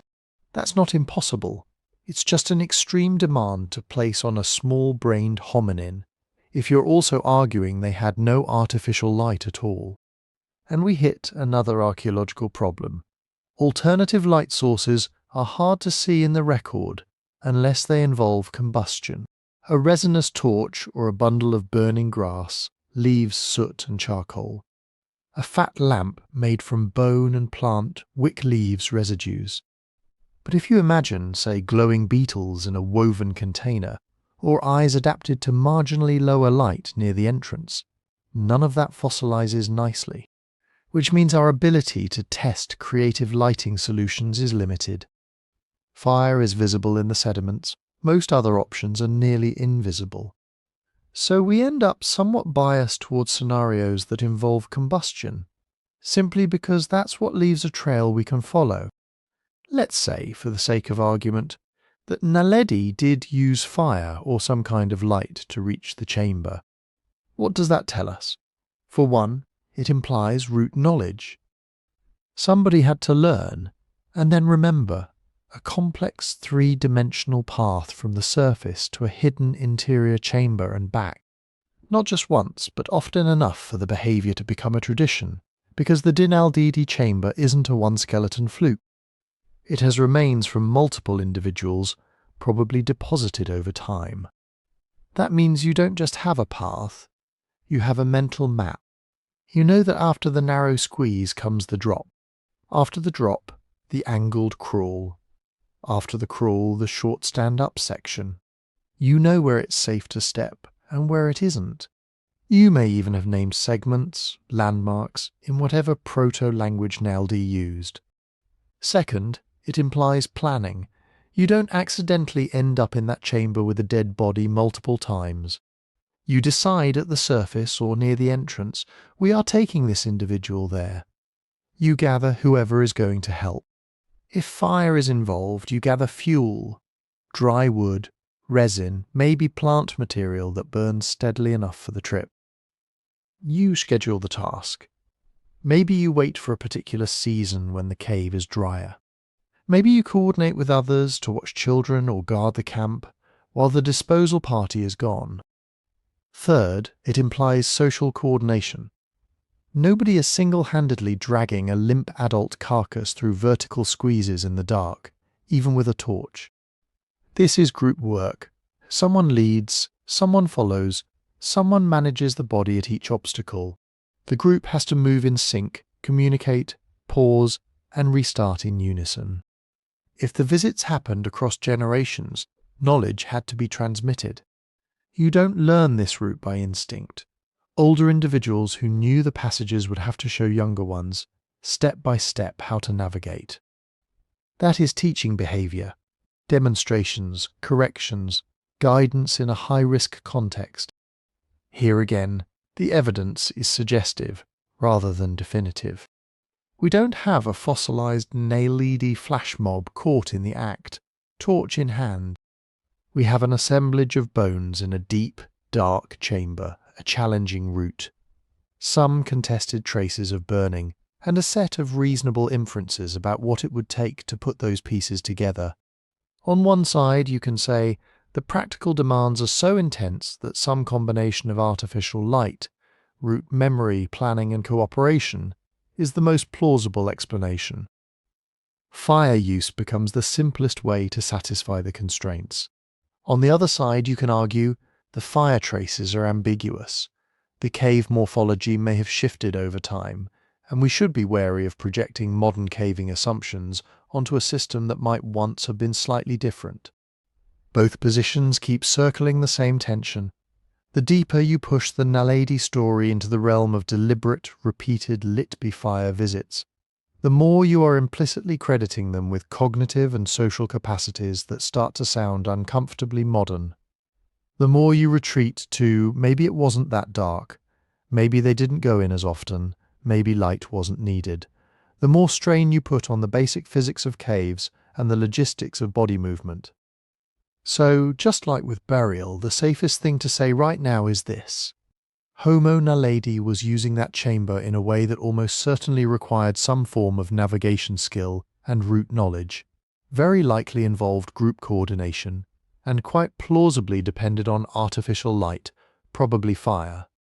But likely and plausibly are not proven.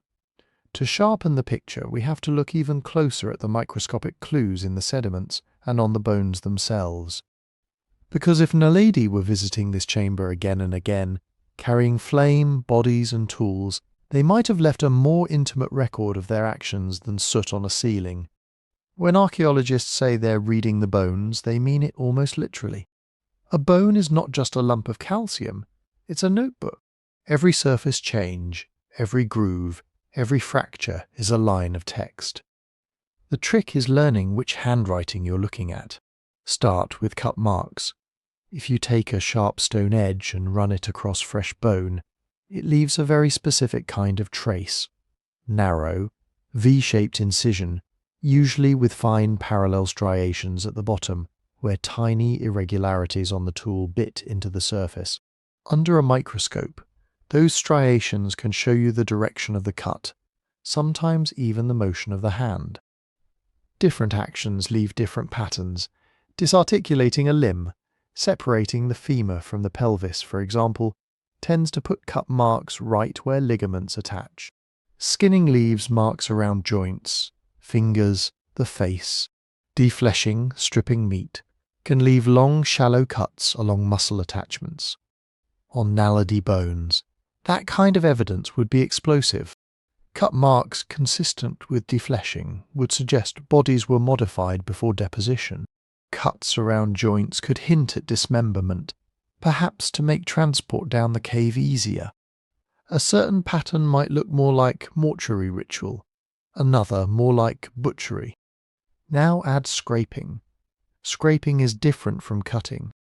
Instead of slicing, you drag a sharp edge across the surface at a low angle.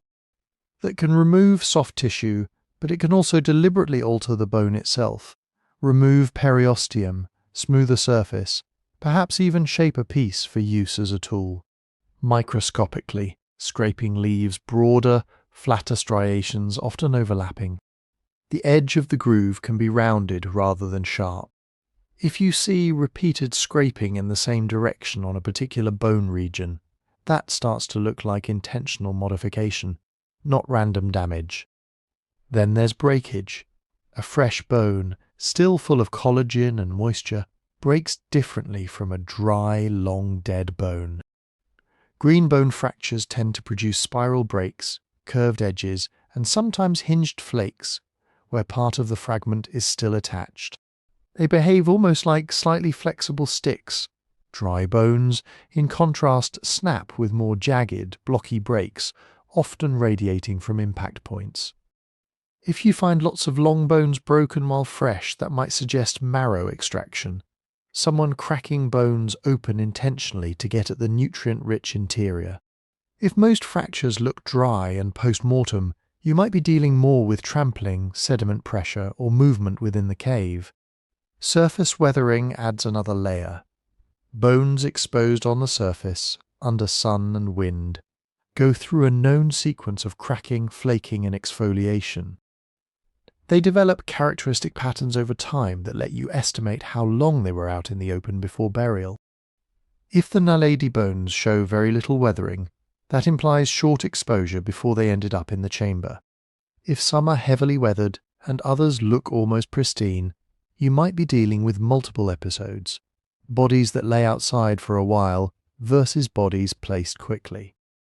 All of these traces, cut marks, scraping, breakage, weathering, are the macro part. The micro story lives in the sediments. Microstratigraphy is basically doing archaeology with a microscope. You take a block of sediment from the cave floor, harden it, slice it into paper-thin sections, and study the layers at high magnification. What looks like a single uniform deposit to the naked eye can dissolve into dozens of tiny horizons, thin lenses of ash, pulses of silt brought in by water, trampled surfaces where feet compacted the grains. In a chamber like Naledi, this matters a lot. If all the bones and all the sediment features belong to one continuous layer, you could argue for a relatively short, intense episode of use, maybe a catastrophic event, or a brief period when many individuals were placed there. If, under the microscope, you see alternating layers, bones, then clean sediment, then a bit of ash, then more bones that points to repeated visits, separated by time. People, or hominins, or processes, coming back again and again, each leaving a thin trace. Microstratigraphy can also separate events that got smeared together later. Imagine a Naledi individual placed on the floor. Over time, fine sediment settles around the bones. Much later, a small collapse from the ceiling drops a bit of rock and dust. Later still, modern explorers disturb the surface, to a casual look that might read as one messy deposit. Under the microscope, you can tease apart ancient fine sediment with tiny charcoal flecks, a distinct pulse of coarser material from the collapse, then very recent contamination with plastic fibres or pollen from modern plants. Now here's where things get uncomfortable. We don't have a forest of dramatic cut marks on the Naledi bones.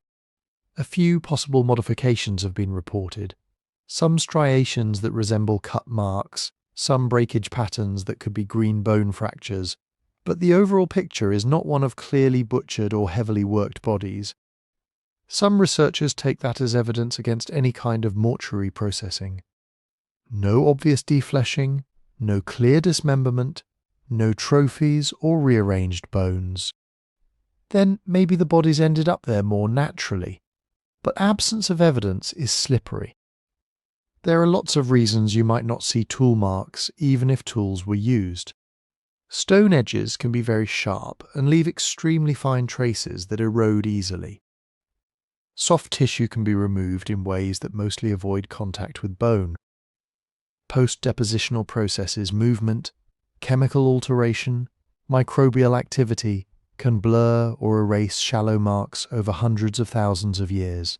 And crucially, Naledi might not have done much to the bodies at all. If they carried whole corpses into the chamber relatively soon after death and left them intact, you wouldn't expect a lot of cut marks. You'd expect articulated skeletons at first, then disarticulation over time, as ligaments decayed and bones shifted. So few marks doesn't cleanly support either side. It doesn't prove they were hacked apart. It doesn't prove they weren't handled with tools. It sits in that same grey zone as the fire evidence. Tiny observations can swing the pendulum, though. A single unequivocal cut mark on a Naledi rib, in exactly the place where muscles attach, could change arguments about whether tools ever touched the bodies. A clearly green fracture pattern on multiple long bones might tilt interpretations toward deliberate breakage while flesh was still on. On the sediment side, one microscopic ash lens, securely dated to the same window as the bones, embedded right beneath a cluster of remains, would strengthen the case for in-chamber fire use associated with body deposition.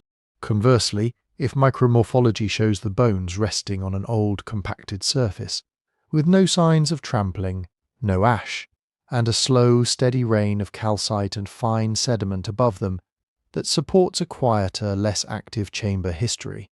This is why methodological detail becomes battleground territory. One lab's definite cut mark is another lab's root etching from plant growth. One team's ash lens is another's dust from a distant wildfire washed in later.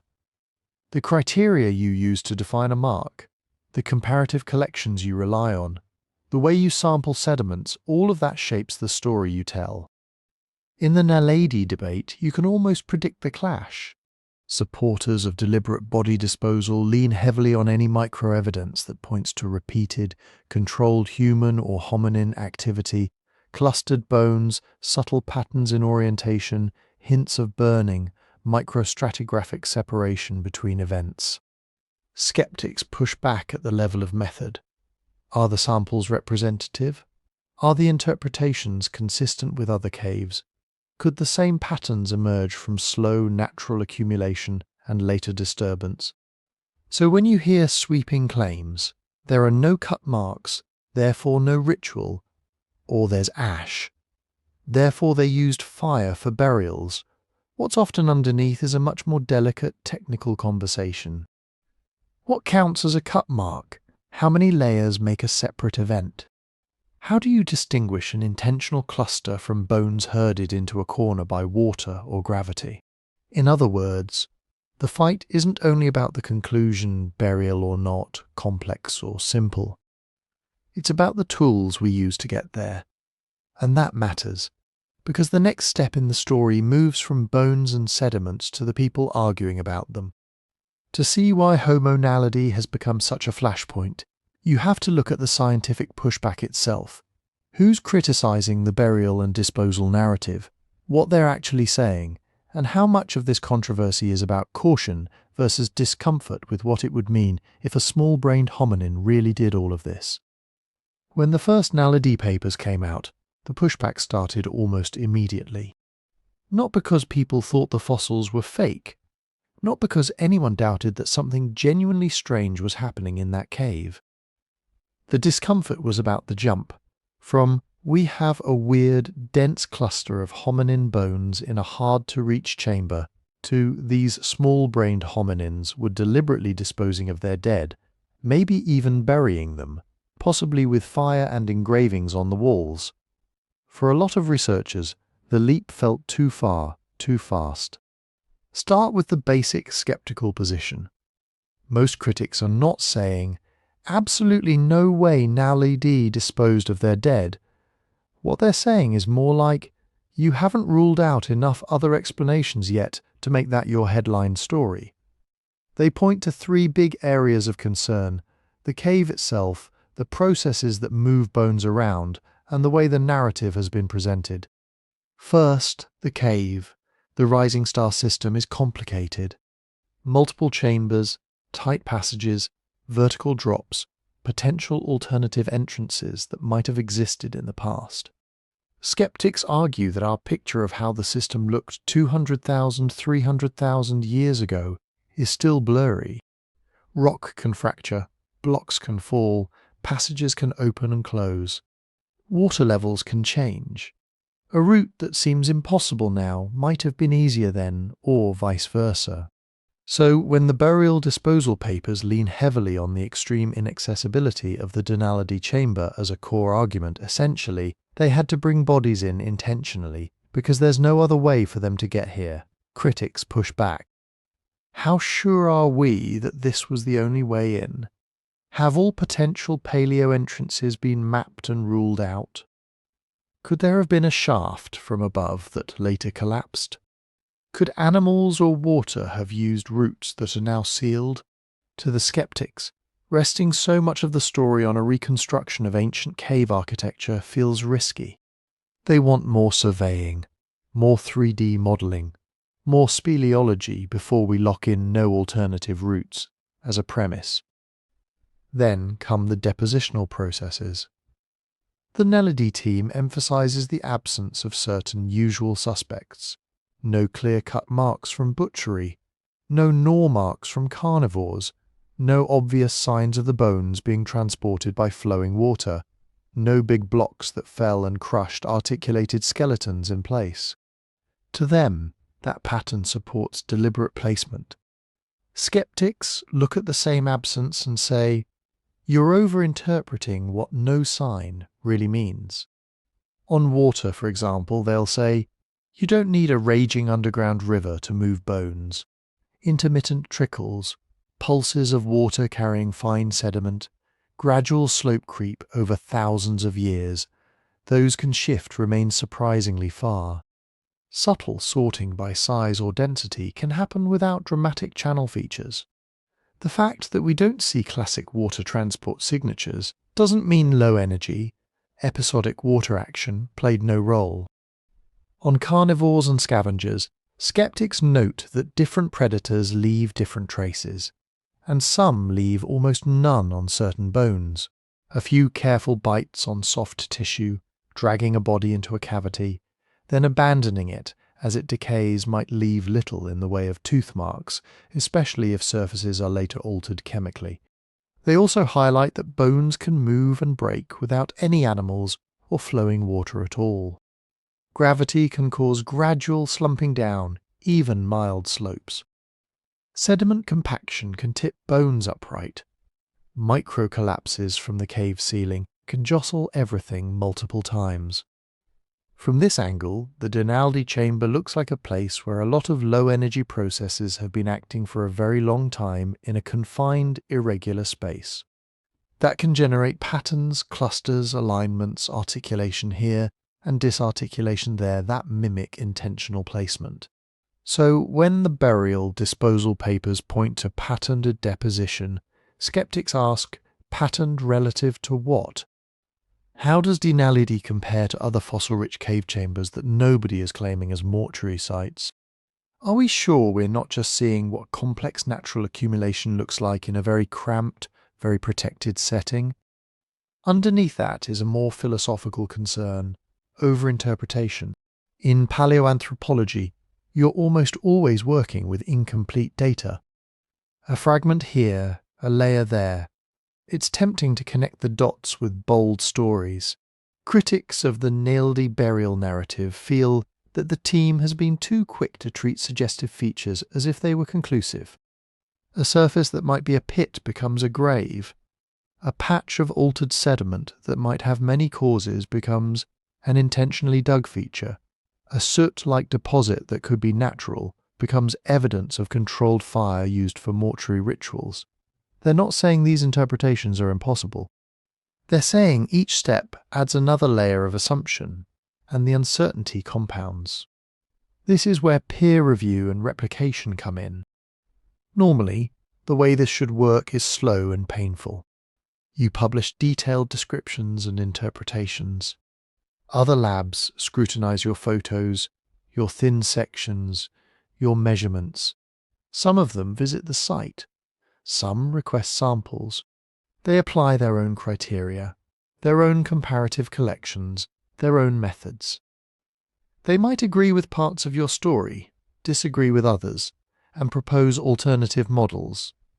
Perhaps a mix of natural accumulation and occasional deliberate movement of bodies.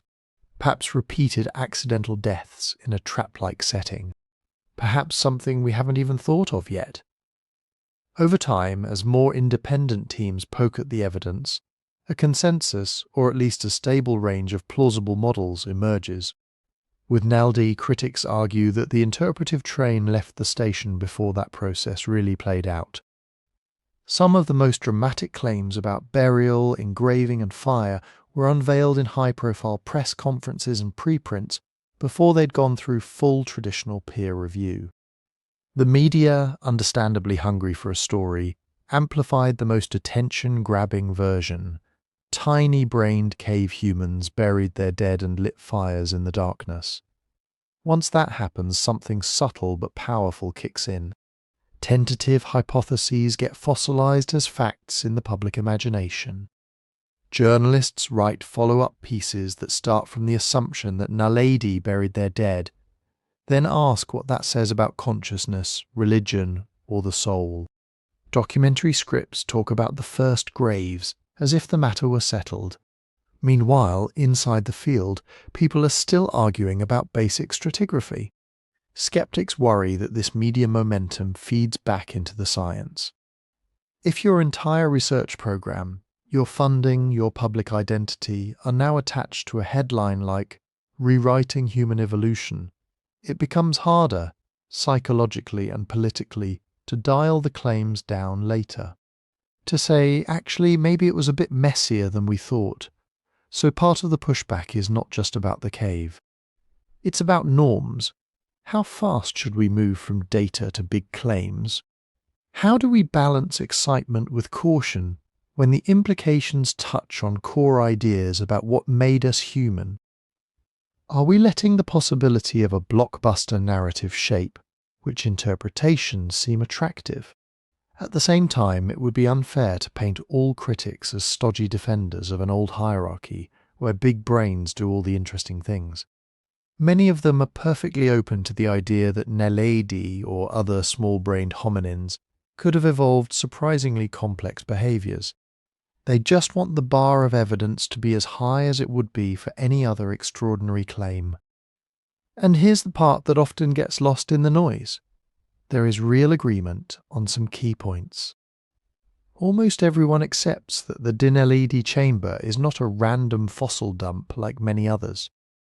The sheer number of individuals, the dominance of Naledi to the exclusion of almost everything else, the lack of big animal carcasses dragged in and chewed up, that combination is unusual. Most researchers also agree that the bodies did not get there through a single, obvious, simple process. We're not looking at 20 people crushed by one rockfall, or a single flood event, or one carnivore den. Whatever happened involved time, repetition, and a peculiar relationship between these hominins and this space. Where the camps diverge is in how far we can push that weirdness. Supporters of deliberate disposal say the simplest way to explain repeated bodies, over time, in a remote chamber with little sign of gnawing or transport, is that Naledi were putting them there on purpose. Skeptics respond, maybe. But given the stakes, rethinking the link between brain size and complex mortuary behaviour, let's treat that as one hypothesis among several, not the default. In other words, the fight is not about whether Naledi was an ordinary cave species doing ordinary cave species things. Everyone agrees Rising Star is a genuine outlier. The argument is over what kind of outlier we're looking at, a spectacular window into unexpected symbolic behaviour, or a spectacular example of how messy and deceptive cave deposits can be. And that distinction matters, because it leads directly into the next question. If Naledi really were disposing of their dead intentionally, maybe even using fire to navigate and marking the walls, what does that do to our picture of mind, meaning and culture in the human family? If we take the hypothesis seriously for a moment, if Homo Naledi really were repeatedly bringing their dead into this chamber, maybe even arranging bodies or digging shallow pits, then the first thing we have to confront is this. Our favourite shortcut for explaining complex behaviour just broke. For more than a century, brain size has been the go-to explanation. Big symbolic behaviour. Must be a big brain. Cave art. Big brain. Personal ornaments, musical instruments, planned hunting, ritual burial, all neatly slotted into a story where increasing cranial capacity slowly turns up the dial on mental complexity. Naledi doesn't fit that script. Their brains were roughly a third the size of ours. Think chimpanzee range. Somewhat reorganized, yes, but still small. You do not look at a Naledi skull and think, ah yes, here is the architect of complex mortuary behaviour deep underground. So if it turns out that they were, in fact, repeatedly disposing of bodies in a difficult dark space, we have to shift the question from how big was their brain to what did they do with the brain they had, and how did their social world amplify it. Because one of the most important lessons from living animals is that behaviour is not just a property of individual brains. It's a property of groups. Ant colonies build cities without a queen architect. Bees coordinate intricate dances without a central planner. Meerkats teach pups how to handle scorpions through stepwise practice, not because any one meerkat has a human-style theory of education, but because social learning is baked into their way of life. Now imagine a small-brained hominin that lives in tight groups, relies heavily on cooperation, and passes on habits by imitation and practice. You don't need every individual to mentally simulate a philosophy of death in order to get repeated body disposal. You need a pattern. Someone at some point does something once. Maybe they drag a body away from the main sleeping area to avoid smell and predators. They find a side passage that's dark and quiet. The group follows. Younger individuals watch. The act gets repeated the next time someone dies, not because they held a council and formally agreed on funerary protocol, but because that's just what you do with a body.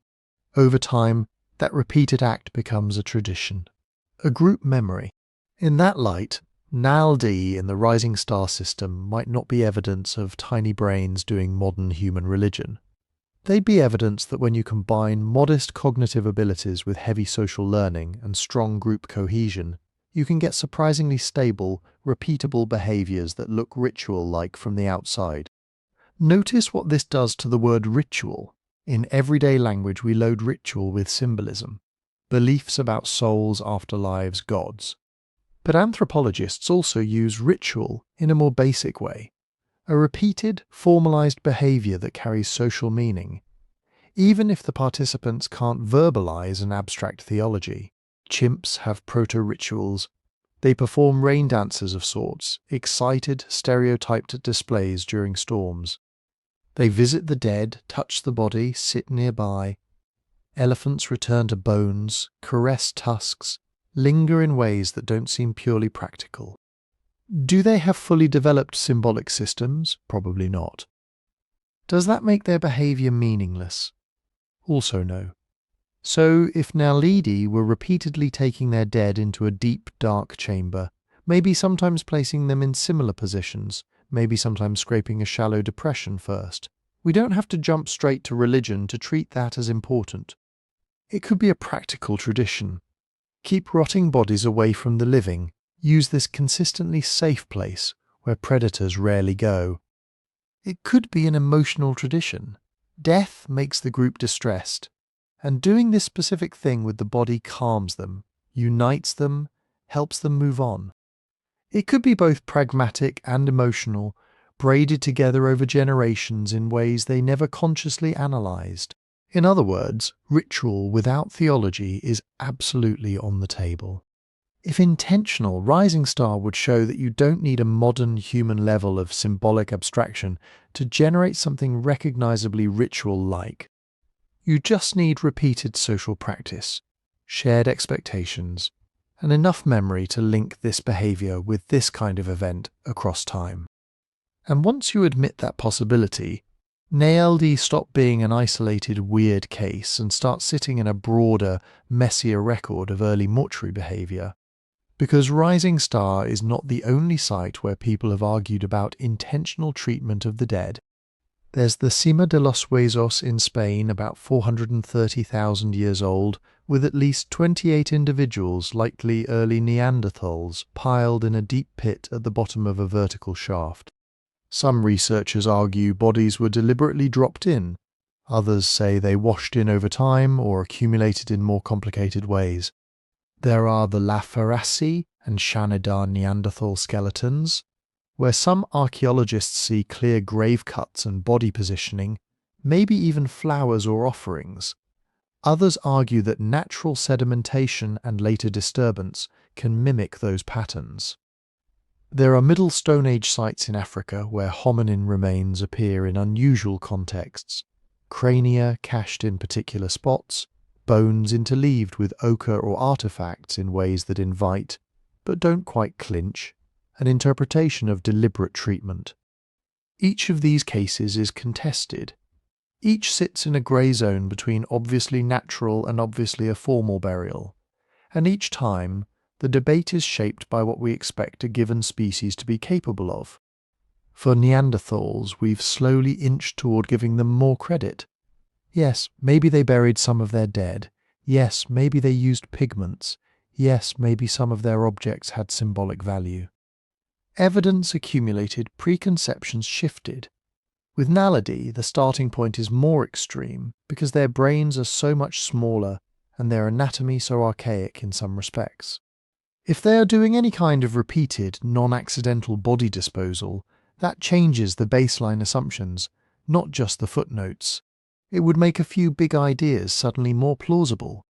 First, that complex social behaviours like structured responses to death can emerge in multiple hominin lineages independently, not just in our own, and not just once brains cross some magical volume threshold. Second, that the roots of caring for the dead reach deeper in time and spread wider across the hominin family tree than we've been comfortable assuming. Care might not start with grave goods and carved figurines. It might start with something as minimal as, don't leave the body where we sleep, take it to that special place. Third, that we may have been underestimating the cognitive potential of small-brained hominins more generally. If Naledi could maintain a tradition that required navigating a hazardous cave system, coordinating group action during emotionally charged events, and reusing a specific hidden location over many generations, then things like long-term memory for places, social conformity, maybe even a rudimentary sense of this is how our group does things were likely in play. And finally, that culture itself, patterns of learned behavior transmitted socially, might be far less tightly linked to brain size than we've assumed. You can imagine Naledi bands teaching their young the path, the etiquette around a dead group member, the right way to behave in that chamber in the same way that human families teach kids how to behave at a funeral today. The scale and symbolism are different. The underlying mechanism, social learning attached to emotionally salient events, is surprisingly similar. None of this is proven. It all hangs on that initial if these bodies really were brought here on purpose repeatedly. If the patterns we see are not just the long-term chaos of a tricky cave, if the engravings and fire traces in the system genuinely tie back to Naledi behavior rather than later visitors or natural processes. But that conditional is precisely why the stakes feel so high. On one side of the fork, Rising Star becomes a cautionary tale about how easy it is to overread caves. On the other side, it becomes our clearest window into a form of mind that's not quite human, not quite animal, yet capable of something that looks a lot like tradition, like care, maybe even the earliest glimmer of ritual. And if that second path turns out to be right, then Naledi aren't just an odd footnote in our story. They become a test case for a much bigger question. Just how many different kinds of humans were doing complicated, meaningful things at the same time in the same world? To answer that, we have to zoom out from this one cave and look at the world Naledi were living in, if the younger dates are right. Because here's the part that still scrambles people's brains, even more than crawling through a 20-centimetre gap in the dark. Homo Naledi, with their small brains and mix and match anatomy, were around at roughly the same time as us. Not millions of years earlier, not as some distant ancestor we grew out of, overlapping. The current best dates for Rising Star put Naledi between about 335,000 and 241,000 years ago. That's smack in the middle of a period when early Homo sapiens like fossils are already popping up in Africa. It's also not wildly distant from the time when Neanderthals and Denisovans are evolving their own distinctive forms in Eurasia. In other words, the late Middle Pleistocene and then the late Pleistocene weren't a clean relay race where one species passes the baton to the next. They were crowded. If you'd had a time machine and dropped into the right region of Africa 250,000 years ago, you might have found within a few thousand kilometres early Homo sapiens with relatively modern faces and brains. More archaic African lineages that don't fall neatly into our species. And if the Rising Star dates reflect their broader survival, Homo Naledi, short, small-brained, with curved fingers and a chest shape that would look more at home a million years earlier, all existing within the same general window of time. This is where our usual mental picture of evolution really starts to break.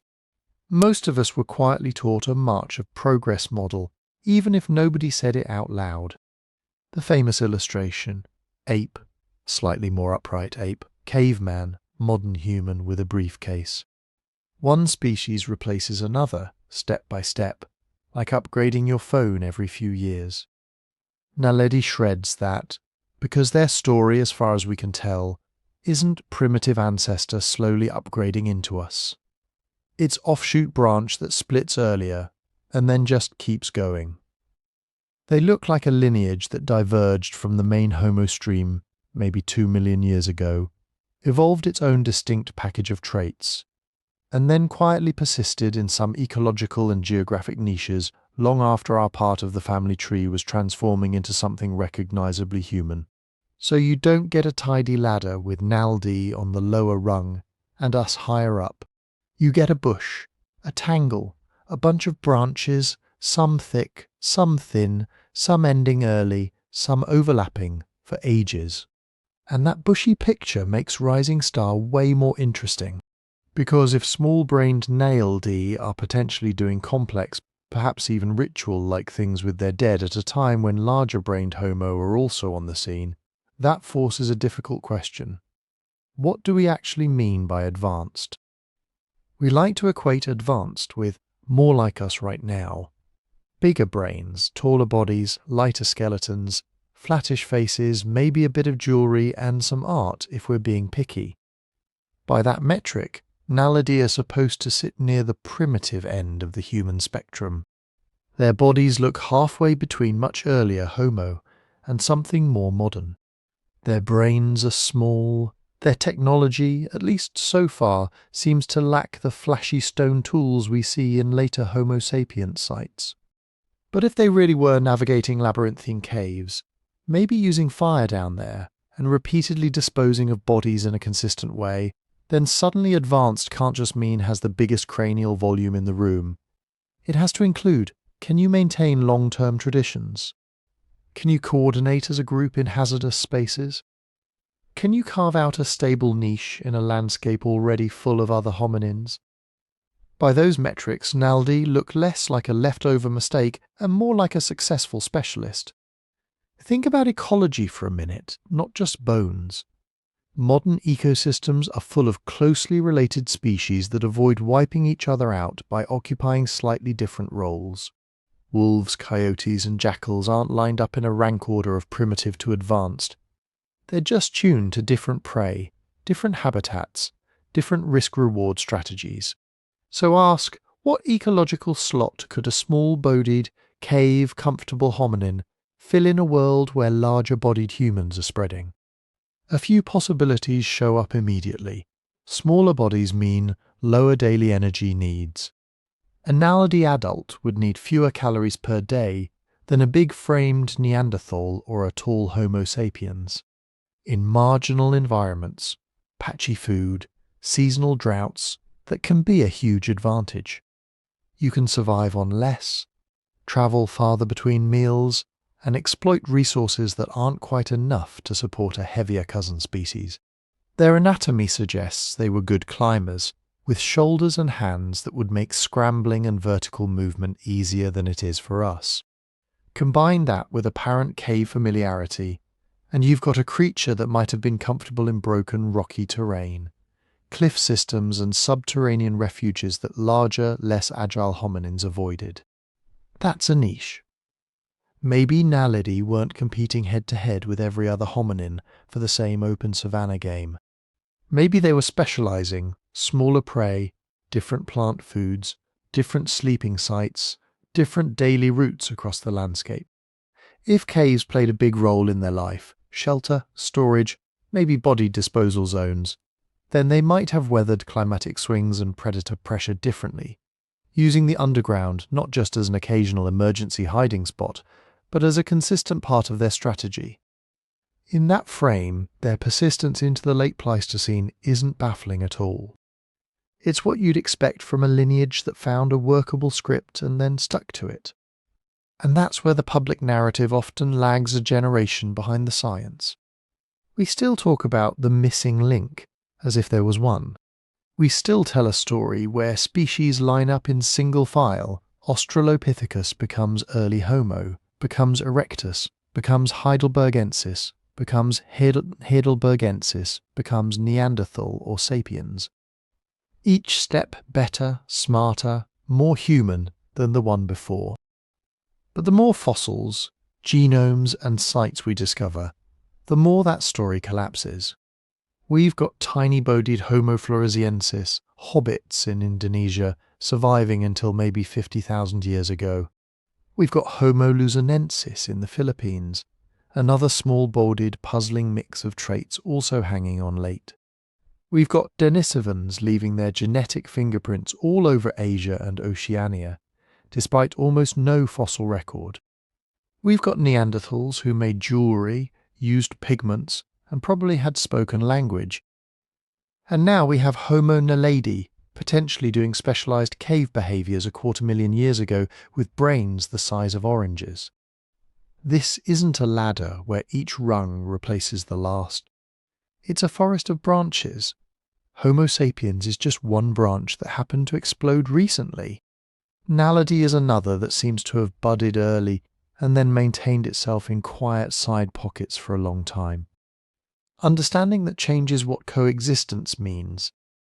It doesn't have to mean constant warfare or permanent subordination, with primitive species huddling fearfully in caves while advanced humans conquer the savannah. It can mean patchwork, regions where different hominins rarely meet because they're using different habitats. Periods where ranges overlap and there's wary avoidance. Occasional encounters that end in violence or trade or interbreeding, or all three at different times. From that vantage point, Naledi isn't an embarrassment to human evolution. They're a reminder that for most of our deep history, there was no single way to be human. There were multiple experiments running at once. Some experiments leaned into brain size and symbolic complexity. Some leaned into raw physical robustness in brutal climates. Some, like Naledi, may have leaned into small size, agility, and a tight integration with risky but protective environments like caves. And if that's the world we're looking at, a world with multiple hominins, each with their own strengths overlapping in time and sometimes in space, then Rising Star stops being a bizarre outlier and becomes part of a much bigger question. What kinds of minds and cultures were walking the earth alongside each other, and how far down the tree do things like tradition, care, and maybe even simple ritual really go? That's where we're headed next. Because before we can decide what Homo Naledi means, we have to do one more uncomfortable thing. Strip away the wishful thinking, the headlines, and the horror movie framing, and ask what we can honestly say right now, and what has to stay in the realm of possibility, not conclusion. So let's do that. Let's put the storytelling on pause for a minute, take a breath, and separate what's on solid ground from what's still hanging out on the ledge. Start with the part almost nobody in the field is arguing about. There really was a small-bodied, small-brained hominin in South Africa, with a weird mix of primitive and more modern traits. The fossils are real. The anatomy is real. The dates for the Rising Star material, while they've been refined and debated, are broadly supported. A few 100,000 years old, not 2 million, not 10,000. And there really is a remarkably dense concentration of Naledi bones in deep, difficult-to-access parts of that cave system. Those are the strong points. We have multiple individuals, multiple age classes in more than one chamber. We don't see a lot of big predators' teeth marks. We don't see the full suite of signs you'd expect from a random surface accumulation washed in by water or dragged in piecemeal by carnivores over and over. The cave layout, as mapped, doesn't scream, "Oops, we fell in" either. You're talking about tight squeezes, awkward vertical sections, and no obvious natural light in the final rooms. From that set of agreed-upon facts, most researchers will accept another cautious step. Whatever put those bodies there probably wasn't pure accident. People can argue about how narrow the squeezes really were, or how dark it would have been in ancient conditions, or whether kids might have gotten stuck. But the consistent pattern across multiple chambers, and the lack of obvious catastrophic event signatures, make it reasonable to say something about Naledi behavior or about the behavior of something interacting with them is involved in getting those bodies that far in. That's the supported core. Then we hit the fault line. Did Naledi themselves deliberately bring their dead deep into the cave? That's where you move from widely accepted to intensely disputed. Lee Berger and his team argue that the simplest explanation is deliberate body disposal by Naledi. To them, repeated placement of bodies in hard-to-reach, resource-poor spaces looks intentional. They see possible dugout depressions, possible grave-like features, possible use of fire to navigate, and maybe even modify the cave environment. They lean into parallels with later hominin practices, especially Neanderthal and early Homo sapiens burials, critics aren't convinced. They point out that death's concentration of bones in a weird place is not the same thing as funerary ritual. They question whether the supposed pits and grave outlines are clearly artificial or just natural irregularities in the sediment. They argue the fire evidence is suggestive, but not yet definitive, for sustained, controlled use deep in the system. And they remind everyone how easy it is to overinterpret patterns when you're looking for a specific story. Underneath all the emotion, the disagreement boils down to how much we're allowed to infer from a very complicated, very incomplete record. So let's slice the problem one more way. There are at least 3 levels of claim on the table. Level 1, these bodies did not just accumulate there by chance. Some consistent process, behavioral or geological, selected those chambers. Level 2, Naledi themselves were the ones transporting bodies into those spaces repeatedly over time. Level 3, what they were doing rises to the level of burial or mortuary ritual in the way paleoanthropologists usually use those words. Right now, Level 1 is on pretty firm footing. Level 2 is plausible but contested. Level 3 is, frankly, wide open. And that brings us to the language issue that keeps sneaking in. Burial sounds so straightforward. You dig a hole, you put a body in, maybe you add some grave goods, you cover it. Done. But in paleoanthropology, burial isn't just a description of a body under sediment. It's a claim about behavior, cognition, and, often, symbolism. You're saying someone intentionally created a feature, placed a body in a particular way, maybe revisited that place, maybe marked it. You're saying something about how the living understood the dead. Disposal is looser. It can mean anything from gently placing a body in a hidden space to dragging it somewhere out of the way because it smells and attracts carnivores. It can involve care or superstition or pure practical hygiene. And then there's the most honest category we have. The one nobody likes to put on a conference slide. Unknown. Unknown doesn't mean nothing interesting happened. It means the pattern we see today can be generated by multiple different behaviours, and we don't yet have enough independent lines of evidence to pick one confidently. So where does Naledi at Rising Star sit on that spectrum?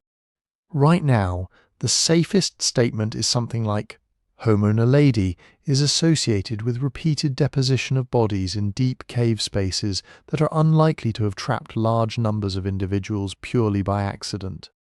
The specific motivations, cognitive underpinnings and social meanings of that behaviour are not yet clear. That's not as dramatic as they buried their dead with ritual.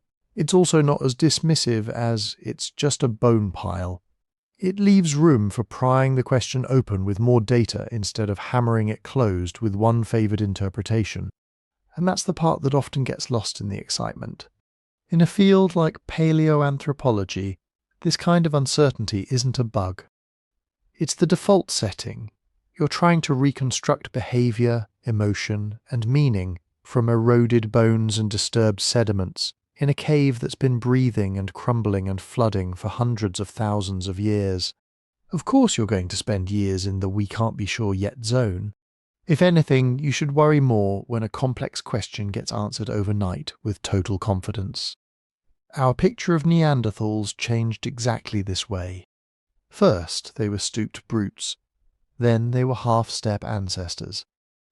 Then the burial sites accumulated, the jewellery, the pigments, the DNA evidence of interbreeding, the signs of care for injured individuals.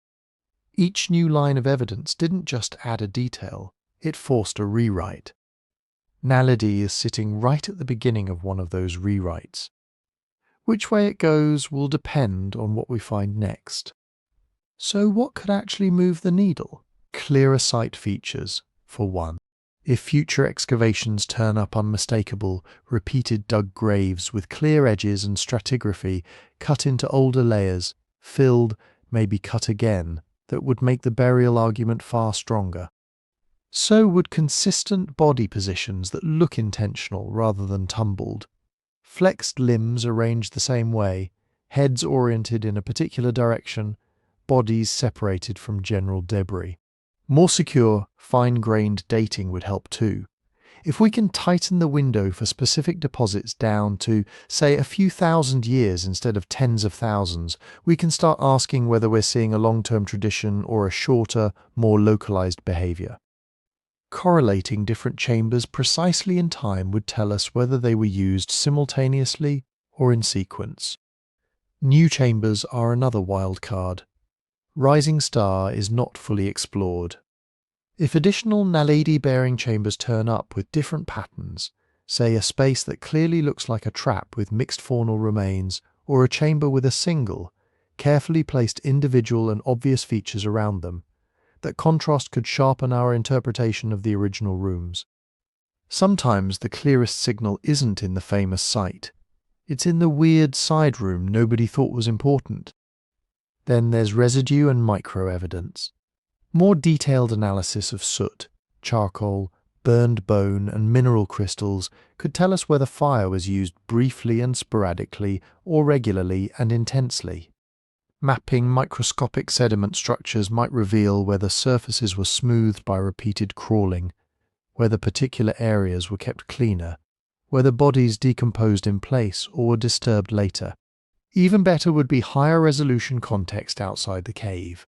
Finding Naledi at surface sites, with tools, with cut-marked animal bones, with any hint of constructed features, would let us compare ordinary life behavior to what we see in the deep cavities. If Naledi is routinely using fire, making specific kinds of tools, or building shelters elsewhere, that changes how we read whatever is happening underground. Until then, we're sitting with a partial view, and that's okay. Science, when it's healthy, is not a highlight reel of confident declarations. It's a long, messy negotiation between data, bias, imagination, and criticism. Naledi just happens to sit in a particularly sensitive spot, where our stories about ourselves are on the line, so the volume is turned up. Before we move into the final stretch of this episode and talk about why this mystery matters for how we think about being human, a quick note.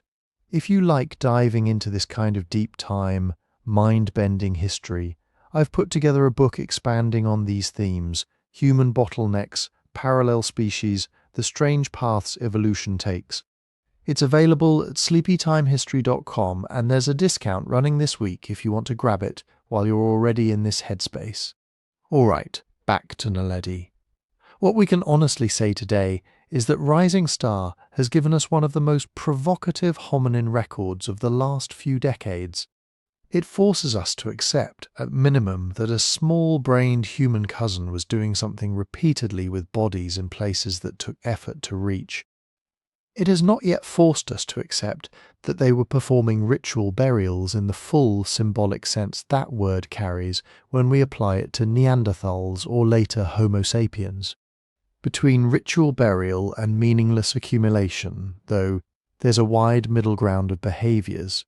Pragmatic disposal to avoid predators, protecting the living from disease, hiding vulnerable bodies from rival groups, or even inchoate.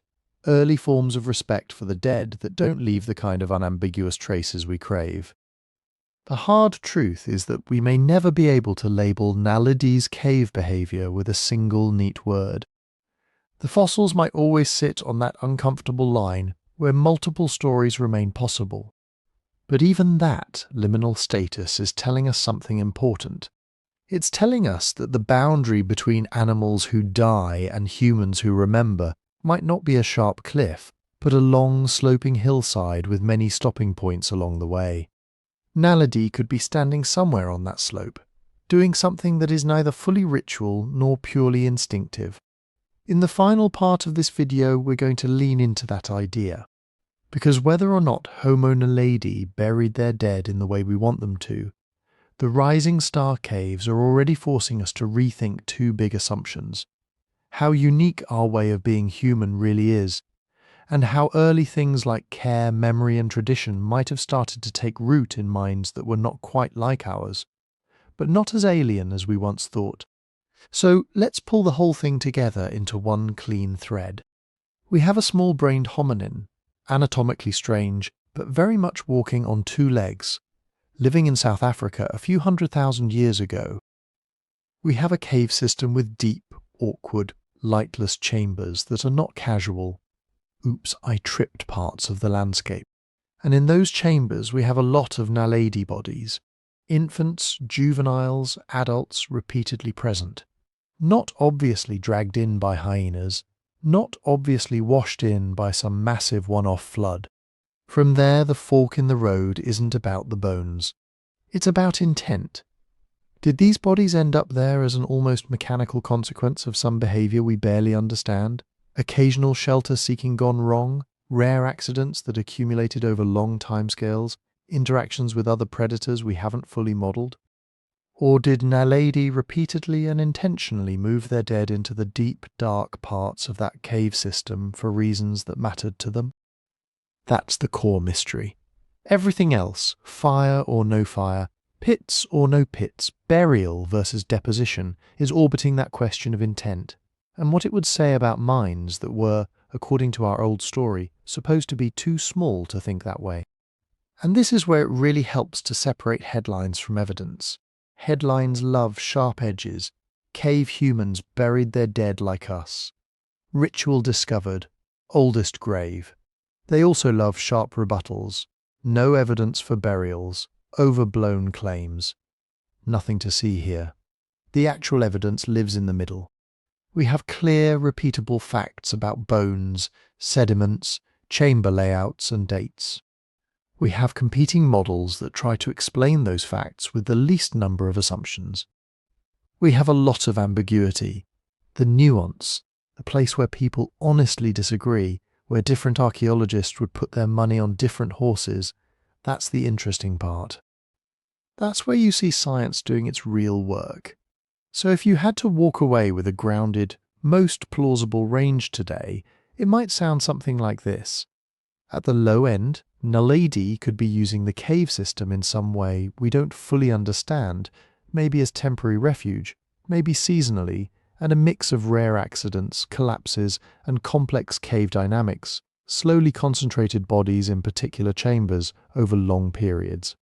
In that scenario, Naledi isn't doing mortuary behaviour so much as getting caught by a dangerous environment they didn't completely control. In the middle, Naledi could be deliberately moving bodies into deep, hard-to-access spaces, but for reasons that are more practical than symbolic, keeping decomposing corpses away from sleeping and food processing areas, reducing smells, flies, and predator attraction, maybe hiding vulnerable bodies from rival groups. This is disposal with intent, but not necessarily with ritual in the full modern human sense. At the high end, Naledi could be participating in the very early, very rough beginnings of what we'd recognise as mortuary tradition. Not just dumping bodies, but consistently choosing specific spaces, perhaps returning to them over generations, perhaps treating the dead differently from other discarded materials. Symbolism and belief may have been present, but in forms that don't map neatly onto our later ideas of funeral, grave, or afterlife. All three of those are live options right now. None has a knockout punch behind it. What we don't have is strong support for the extremes. The idea that this is just a random bone jumble with nothing behaviourally interesting about it, or the idea that Naledi was basically a small-brained Homo sapiens holding candlelight vigils underground. The sweet spot of plausibility is that something non-trivial was happening here, something that required effort, repeated action, and some kind of decision-making about what to do with the dead, but the exact mental world behind those decisions is still out of reach. And that's where the bigger theme kicks in. Human evolution is not a simple staircase of progress, with brains getting bigger and behaviour suddenly flipping from animal to human one afternoon in Africa. It's messy. It's branching. It's full of side experiments and half-steps and weird mosaics of traits. You get robust, big-brained Neanderthals covering their dead and using pigments. You get Denisovans leaving almost no fossils but scattering their genes across half of Asia. You get Homo sapiens painting caves and building cities. And now maybe you get Homo Naledi, small-brained, anatomically odd, doing something with their dead in the dark that brushes against the edges of care, memory and place. Whether Naledi ever crosses the line into true burial in our textbooks almost matters less than the fact that we're having to consider the possibility at all. Because the real shock of Rising Star is not a single claim about a single behaviour. It's the way it stretches the range of minds that might have been capable of doing something recognisably, uncomfortably human. And that story isn't finished. New excavations could sharpen the picture. New analysis could drag one of those plausible range options into clearer focus. Or we might find a completely different site somewhere else that forces everyone back to the drawing board again. For now, we're living with an open question, and that's a good place to be. If you've stayed with this all the way into the depths of the cave and back out again, and you like spending time in these strange borderlands between hard data and big questions, it really helps if you tap like, drop a comment, and subscribe so you don't miss the next dive into deep time. I'd love to hear where you're listening from, what country, what city, maybe even what kind of place you're in right now, while you think about tiny humans moving through a dark cave 500,000 years ago. And if this kind of prehistoric mystery scratches an itch for you, there's a whole book expanding on these themes: bottlenecks, parallel species, forgotten experiments in being human, waiting for you at sleepytimehistory.com. It goes deeper into the stuff we touched on here and connects Naledi's story to a much bigger picture. However you came to this and wherever you are, remember, the story of us is still being written, one fragment of bone and one awkward, beautiful mystery at a time.